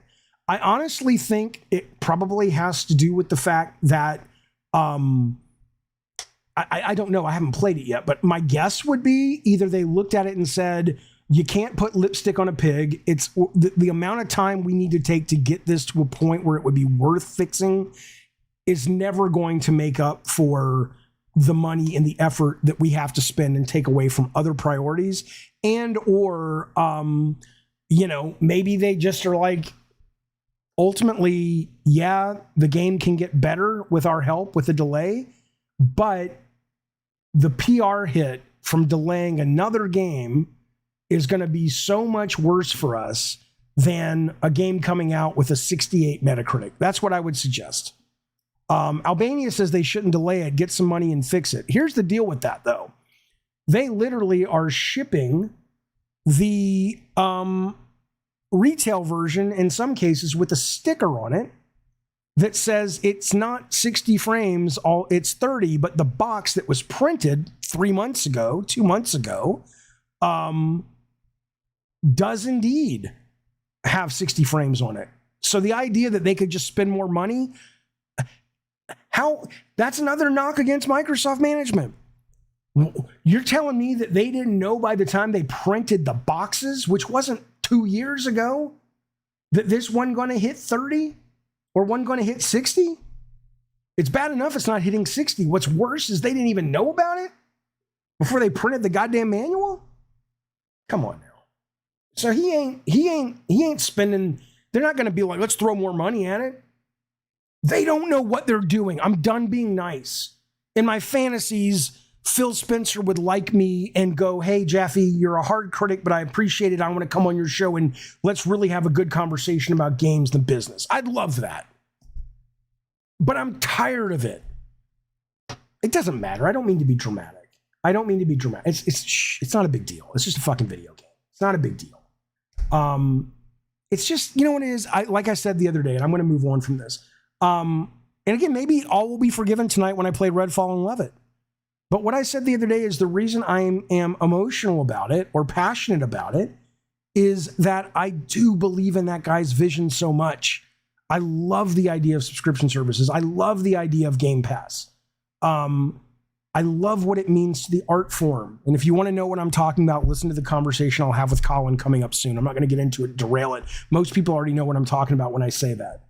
And that's what makes it so frustrating, is that I believe it's almost like you've got this general who's like, here's what we're going to do. We're going to stop the bad guys. And I hate what the bad guys are doing. And you really get hyped up. And then it's like, how are we going to do it, General? I have some sticks and some Roman candles from 4th of July. Let's go to war. And you're like, no, because I don't want to die, right? That's what Xbox is like. Brilliant vision. The man could not produce sperm, as I've said before. As much as I would love to see you interview Phil, says Gaming, I can't see it happening because you, Jeffy, got the balls to ask hard questions. It's not balls. I mean, it's what balls? Was Phil Spencer got a hitman? It's not balls. I don't give a shit. Twisted Sith says it's another straw man argument. Please be specific. I'm so tired of people who took one class of philosophy and debate in school and they learned things like whataboutism and what did you just accuse me of straw manning? And what you need to do when someone is straw manning that you think is negative in a way, don't just say you're straw manning. Explain to me how. What I'm telling you is it's not straw manning because all of this is chronic. All of this gets laid on top of another failure, another failure, another failure, on and on and on. You know, it sucks. It's disappointing. All right, let's keep going. Case of Benedict Fox. As of now, here's where the reviews stand. We do have a user score on the Metacritic of 8.1. Now we have 2 reviews. We have a 65 and a 70. And these are pretty high right here.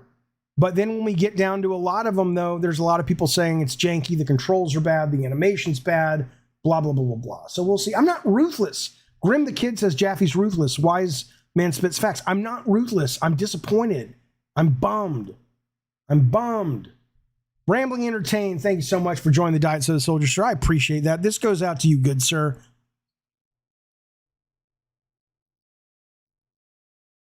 Now, I say that with love, though. Rambling, everybody give Rambling a kiss and an emote of your choice. I would appreciate it. Thank you, Rambling. I appreciate your support, buddy. Mediocrity is okay because it's quasi-free, right? Says Fupy. No, that's not what I've ever said. Mediocrity in production value is okay. If it had to be mediocre, but it allowed the artist expression to exist. That is very, very different, right? I would rather see a low budget, janky fucking game that is loaded with heart and imagination and creativity than a spit and polish AAA motherfucker. Okay? So it's not about mediocrity in regards to production value. That I don't give a fuck about. But mediocre spirit, mediocre art, I do have a problem with that. Wooden's Throne, thank you, buddy, for that super chat. He says, Phil isn't a boss. He's too busy trying to be everyone's best friend. Well, we don't know that. I appreciate it, but that's his public persona. Maybe that's what he's really like. I don't know. Jim Ryan may cry a lot, but he knows how to set deadlines and get results. Right. I have said from the beginning, I think Jim Ryan has lost his fucking testicles in order to be the great leader he needed to be. He literally made Sony look like a bunch of fucking terrible wimp developers in order to poison the minds of the CNA to get them to believe a lot of his horse shit. But end of the day, it's looking like we're at a 50-50 chance it may have worked. That's what a leader does. You fall on the sword to make to get the job done. I can't speak to Phil Spencer trying to be everybody's friend. I don't know that. And frankly, I don't think you know that. But certainly that's the persona. Rambling. Thank you, buddy. He says, new to Unreal 4. He's talking about Arcane, I assume. It's open world plus management equals a disaster. Well, welcome to Fable. You ain't seen nothing yet till Fable drops, right? I mean, I don't fucking know. But I hear that's in trouble, but I don't know. And I hope not. But I mean, remember fucking God, remember Perfect Dark? Remember that disaster? It might end up being okay because now it's at Crystal, but it's like, how do people deal with this? Like, how do you justify it at this point? Phil Spencer needs to be look, if there's a way for them to keep Phil Spencer and his vision and that aspect of his leadership, they should. But his ability to manage those people and Matt Booty's inability to manage those people, that aspect of their job needs to be removed from their resumes and given to someone else. This is ridiculous. Or they deserve to fucking stay in third place and fucking fail. But I hope they don't, because I would hate that to be a comment, because you'll hear it now.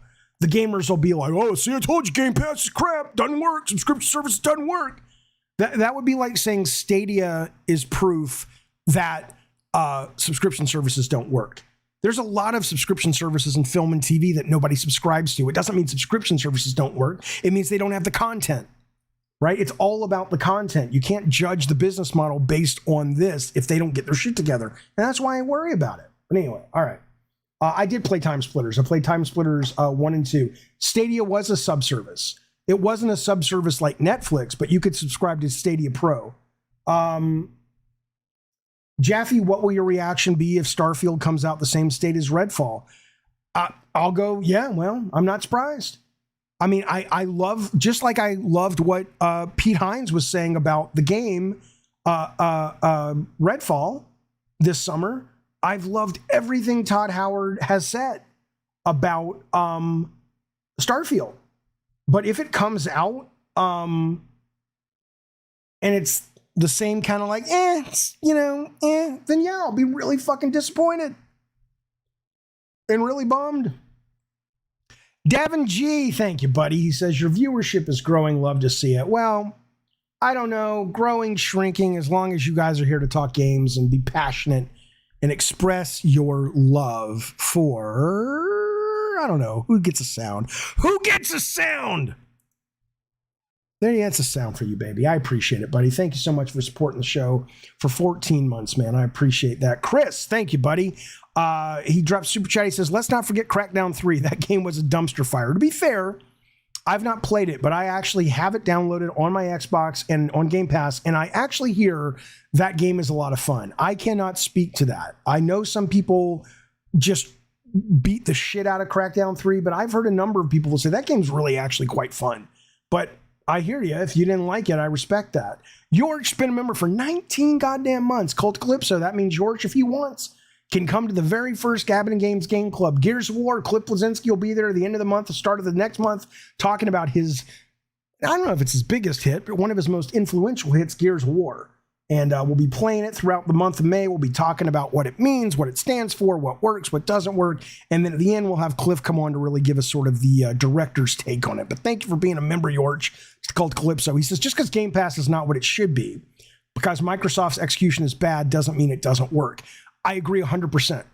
But the problem is, it's not really ever going to, like, it is built on the bones at the cost that it is of being Netflix in terms of a very frequent high cadence of AA and AAA games from all of these studios they've acquired. And if Microsoft can't manage those studios to get these games out at a level of acceptable quality and an acceptable date, you're never going to be able to look and judge Game Pass as a service, because it's always going to be, hobbled by these horrible decisions from Microsoft that lead to, or that have led to, subpar content on a very excellent service. And that's the problem. That's the worry. Callum Hunter, thank you for the super chat. Why did Xbox not delay Redfall again? Well, he says it's clearly unfinished. Xbox just can't handle studios properly. Thank God they didn't get Activision. They still may get Activision. And I never thought I'd say this, because I think Bobby Kotick, as I said the other day, is the goddamn devil. But if you get Activision without Bobby Kotick, you may as well fucking give it to Matt Booty. Because for all the evil that Bobby Kotick is, and he's evil, he's a greedy motherfucker. He's done some things that I just can never forgive the man for. But for all of that, the man ships games on time, and he ships them at profitable levels. They've said, if the deal goes through, and it still might, that Kotick's out. And that makes sense. He should be out. But good God, put somebody in that chair who knows what the fuck they're doing. I'm glad Diablo's shaping up. That looks good. Maybe put Rob Ferguson in that chair. Maybe he knows what the fuck's going on. Xbox Casual Noob, thank you for the super chat, buddy. He says, Xbox don't care about making games 20 years later. I don't know what they care about. I know they care about success. I know they care about their investments paying off. And in that, they're not idiots over there, I don't think, which means they should understand the relationship between quality software and something like Game Pass working. But, you know, maybe not. Everybody is, let me make sure I see this. I don't want to miss anybody's chats, and we'll get to the next story. Oh, there was no sound again? Oh, I know, because I don't have it on the screen. I'm sorry. I got it. What I meant to say was, you're like, why is he doing?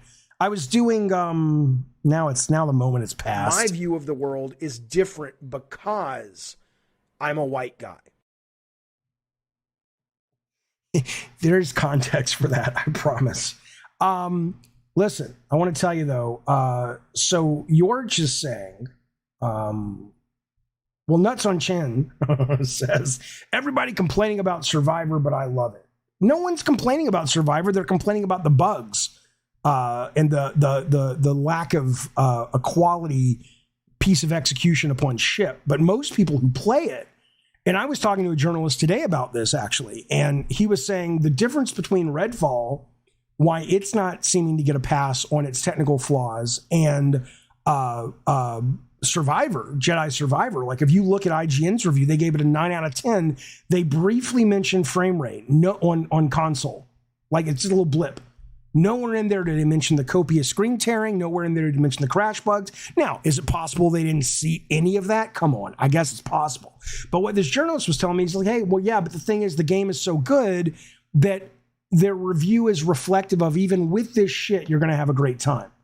As it relates to Redfall, the technical shit is just another thing that you throw on top of it that's already bad to begin with or just bland and uninspired to begin with. George says, hey, thank you for that, buddy. He says, I'm in. Cliff and you at GDC 2011. Of course, you guys don't remember me, LOL. Shit, I'm so sorry. Cliff and I were together at GDC and we don't remember you. Were you the guy we paid to test out that dildo before we tested it? Come on now, Jaffe. Everything doesn't have to be suck a big fucking dick. Everything doesn't have to be a dick joke, Jaffe. It doesn't. I know, but it should because it's funny to me. Thank you, George, for the super chat. I appreciate it. Settle, Jaffe. I'm taking that story tomorrow. That's tomorrow's story. Hang on. Okay, I'm gonna tell you guys. I'm gonna tell you guys a couple of quick things. Okay. First, let's check. We got a couple of minutes left. We got 30 minutes left for Redfall. Let's go back to Metacritic, or let's go back to the NeoGAF thread, and let's see if it has been updated. Here we go. Come on now. What do we got? Nope, they're being serious. These embargoes, 7.8, 4, not recommended. Worst game of 2023. One of the worst games, they say. Okay. Here's what I want to do real quick. I want to give you an opportunity. There's a show called The Elitist, which is a video game podcast trivia show. So if you think you're good at video game trivia, if you think you know your shit, this is the show for you. You can find them in the link tree below, but this is why I'm bringing them up right now. I've been on the show a couple of times. They're running a deal right now. I'm going to ask you guys a question. Right now, we only have one. We have 7 slots left to fill. And the person who answers that trivia question gets to go on the Elitist podcast as a contestant, and they can compete with me as a teammate or against me, okay? So I want to give you one of the questions they've sent to me, and they said the first person to answer this correct is going to get on the list of people who could be coming to the Elitist podcast. And right after we do that, I want to tell you the last thing of the day, which are the 5 stupidest decisions that have been made in the video game industry as according to ChatGPT G-Man, which is a new robot GPT thing that I've had commissioned for the show. It's kind of hard to understand right now, but we'll get it working. But this is not a joke either. The top 5 bad decisions the industry has made. But first, let me offer this up to you. Here's a little piece of trivia. The first person to answer this joins Mr. K, and I'm going to see it. I'm looking on my thing. So I don't want to hear about, I was first, I was second. Whatever comes up first for me, because the internet's a little wonky. People see it different times. There's no argument. That's who gets it, okay? This is a category that they call synonyms, okay? So it is the name of a video game, but through synonyms. It is 2 words. The name of the game is 2 words. And the synonyms, or the synonym for this game, first person I see who gets it, is, here's the synonym: ferocious ticklers. No, ferocious tickers. Sorry. Freudian slip. Ferocious tickers. Who can tell me what that is a synonym for a game that was released this year? Here we go. SIX gets it. $6 gets it. Wild Hearts, absolutely. All right, Wild Hearts, you were going on the list. Basically, in about a week, we will decide who the winner is. Let me see. What is your name again? $6. Hit me up on Twitter or hit me up on the Discord, and I will make sure you are on the proper list. But so you can see, you're right there. Mr. K is number 1. Number 2 is $6. There you go. There you go. Not bad, buddy. Not bad. All right. Now, last thing I want to tell you. Fuck you, HAH. Last thing I want to tell you, before we part ways for the evening, is the top 5 stupidest decisions. Ghetto God, hit me up on Discord if you want to be unbanned. I don't know anything about that. But I will try to help you or talk to you about it, see what's going on. You're vomiting on Wild Hearts, Leo? Oh, I thought Wild Hearts was excellent. Excellent. Okay. The number 1, we'll go from number 5 to the worst. Okay. According to ChatGPT, the number 5 worst video game decision ever was the Microsoft Xbox One reveal in 2013. Microsoft initially announced Xbox One would require an always online connection and restrictions on used games. These policies were met with severe backlash and eventually reversed, but the initial negative perception impacted the console's sales. Number 5, Microsoft's Xbox One reveal. Good point. ChatGPT, number 4. PlayStation 3's initial price. I was in the audience sitting next to Shannon Studstill when Kaz Harai stands out there and says, what was it, 599 US fucking dollars? You out of your goddamn mind? Number 4, says ChatGPT, PlayStation 3's initial price. Sony launched the PS3 with a hefty $600 price tag, alienating many potential buyers. Didn't help that Kutaragi said get a second job. They eventually lowered the price, but the damage was done, and the console lagged behind its competitors for years. It eventually caught up, but still, good God. Number 3, Nintendo. So everybody's getting slapped. Microsoft got slapped. Sony got slapped. Now Nintendo. Number 3, ChatGPT says, hey, Nintendo's Virtual Boy. Nintendo released this ill-fated, headache-inducing virtual reality console with limited software support and uncomfortable design. It was discontinued within a year. You goddamn right. I played it once at the offices of Sony, and I never had a desire to go back and play it again. Number 2, worst video game decision ever, according to ChatGPT. I wouldn't put this high. I'd put this at number 5, but we'll see. Number 2, says ChatGPT, Sega Saturn surprise launch, 1995. Sega decided to launch the Saturn 4 months earlier than initially announced, catching retailers and consumers off guard. The decision led to a lack of available software and ultimately hurt the console's long-term success. They could have, in my opinion, recovered from that disastrous launch, but it was a not good piece of hardware, and it didn't have a lot of great software. That's the goddamn truth. I remember I finally pulled the trigger and bought that game system when they had the Christmas where they bundled Virtua Cop, Virtual Fighter, and Daytona together. Even that amazing deal, because those were some great games, were not enough to save it. Rathizzle says, why are they all hardware related? Well, the number one is not hardware related, but I would guess it's easier to get in there because maybe ChatGPT calculates the financial hit of a console hardware launch failing is going to be a bigger disaster than just a game that comes out and doesn't connect or doesn't sell.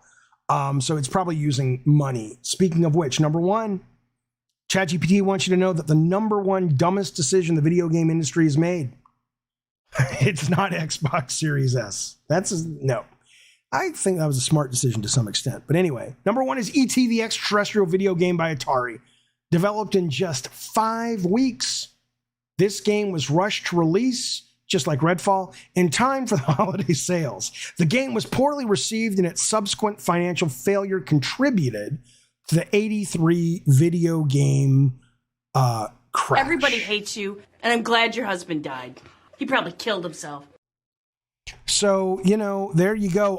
I also want to let you know, somebody in the chat is telling me that Mr. Jeffy. Hello, Ricardo. What's up? Hello, Ricardo. You forgot about... Is somebody waiting to talk? No. I was just... what did I... Send me a text, Ricardo. I don't know what I forgot. Yeah. E.T. was awful. I bought it, says Ted. I mean, yeah, the thing you have to understand, though, about E.T., it was bad. But what I will tell you is Raiders of the Lost Ark on Atari was equally confusing and insanely bizarre. But I don't know, people just, they didn't make as many copies or whatever. But, it was, but I loved it. But E.T. was a real problem, though, because you really couldn't make more than a step or two before falling into a hole. So I'm sorry, Ricardo, are you there in the chat? Did you want to say something I forgot to talk about that you wanted to talk about?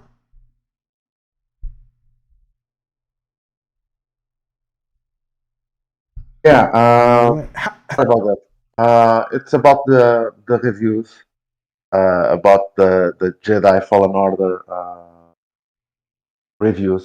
Oh, Ricardo was telling me I was talking to Ricardo in the chat. He said that reviewers or publishers will sometimes send out notes. See, here's the difference, though. They'll send out notes and say, oh, we know this version is buggy, but the final version will have these 50 things fixed. Okay, fine. That's standard because there's a day one patch. But if you're IGN, for example, and you got that list from EA as it relates to Jedi Survivor, I would assume that would factor into your review and say, hey, either we got this list and we're going to cross-check it and we'll let you know if it's accurate, or by the way, we haven't had time to confirm this, but we saw these issues, but here's the list EA sent. But the fact that they seem to have just believed them and decided not to deal with that, I think that's some pretty fucking shoddy journalism, don't you? Oh, yeah, I agree. That should be the way to do it, would be to let people know, hey, encounter this, EA tells us that they will fix this. So and check back later if they really fixed it or not. Update the review, perhaps. Right. Yeah, just wanted to let you know that publishers sometimes send review notes, letting journalists know that they will be fixing some issues and some bugs, etc. Gotcha. All right, good point. Out of curiosity, if you want to know, yes, the biggest guides, review guides, usually are from Nintendo, with very, very specific spoilers, right? Warnings, details. Well, please don't mention the Pokemon X that appears in the zone, etc., etc. Really but to be fair, I imagine they don't have a reputation of not having that fixed by the time it launches, right? Like, I mean, you earn your reputation. I imagine it's like, oh, well, they said they were going to fix it and they did, correct? Yeah, it's a matter So- of trust, basically. Okay. Gotcha. All right, Ricardo. Thank Hey, you, man. buddy, for calling. Okay. I appreciate it. Okay, so here's what we're doing. It's the end of the show. I'm in the Diet Soda Soldier room. I'll take QA if you want to just talk about things for about 5-10 minutes, and then I'm going to head out, prep the stream for Redfall, and I will be back playing the new Xbox Hotness in just, I don't know, 30 minutes, 45 minutes, whatever. I got to take a break, get some food. But if you guys want to just shoot the shit, put yourself in the Diet Soda Theater if you're a member. If not, you can talk to me right here on the chat. And if I don't see you now, I'll see you down the road. Thanks for hanging out with us. Thanks for all the new members. Thanks for the super chats. Mods, thank you. Chat GPT, Robot Man, thank you. I appreciate it. What am I eating? I don't know yet. Maybe a burrito. Give us your thoughts on Lord Xenu. Do you mean Lord Xenu that you see when you cross the bridge in Scientology and go clear? I will tell you that my thoughts on Lord Xenu are my thoughts on all religion, which is it all sounds insane and stupid. And this, here's what I'll tell you about that. Life is hard. Life is chaos. And I don't begrudge folks for finding comfort and peace wherever they can. But I do sometimes think that a little critical thought would go a long way in making our world a better place. The fact that there are people who actually, I don't agree with you, Jacob Martin. The tenets of Christianity do not sound stupid. If you're talking about the teachings of Jesus, I agree. But if you're talking about sort of some of the stuff that's in all religions that have been proven to have been sort of edited by humans looking to sort of maintain power, I don't know if I agree. You think Calypso will be in the Twisted Metal show? I know some things about Calypso and I know some things about the show.